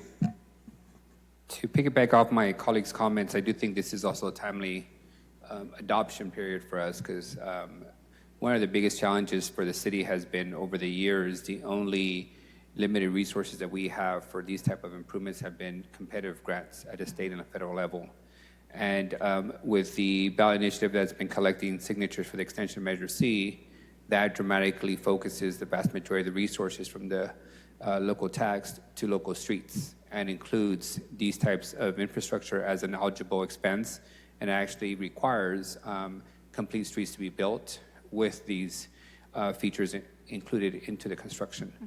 So I think us having a plan adopted, one that just requires money, if those monies come to fruition come this November, then effectively early next year we can begin the implementation phase of a lot of this work, because my money will finally be available to fund it. So I do hope we stay on pace to have this adopted soon, so folks understand that we have the plan, and now it's just a matter of the resources to execute the plan. So I appreciate staff's time. I do want to say that I know you guys are always put in a difficult position from the residents. I'll continue to say this. My biggest lesson as a council member is everybody wants us to slow traffic down in their neighborhood and speed it up in somebody else's.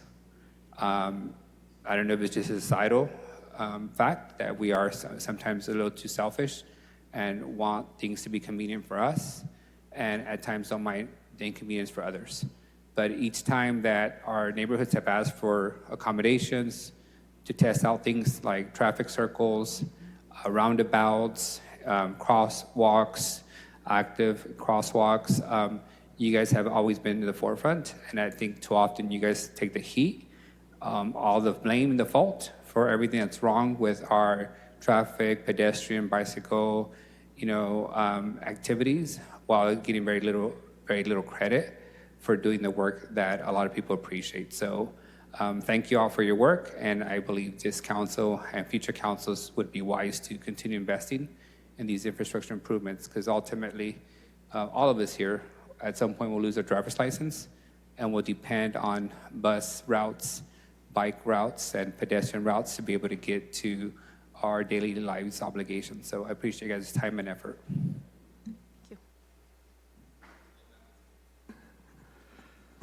All right. Any further comments? Going once, going twice. Thank you for your hard work on this plan, and we appreciate the update. Thank you. Yeah, we're all good. That's going to conclude the remainder of our open session today. We do have quite a bit left to do, just not out here. So we're going to retreat to closed session, and City Attorney, I'm going to have you read off the, actually, one second.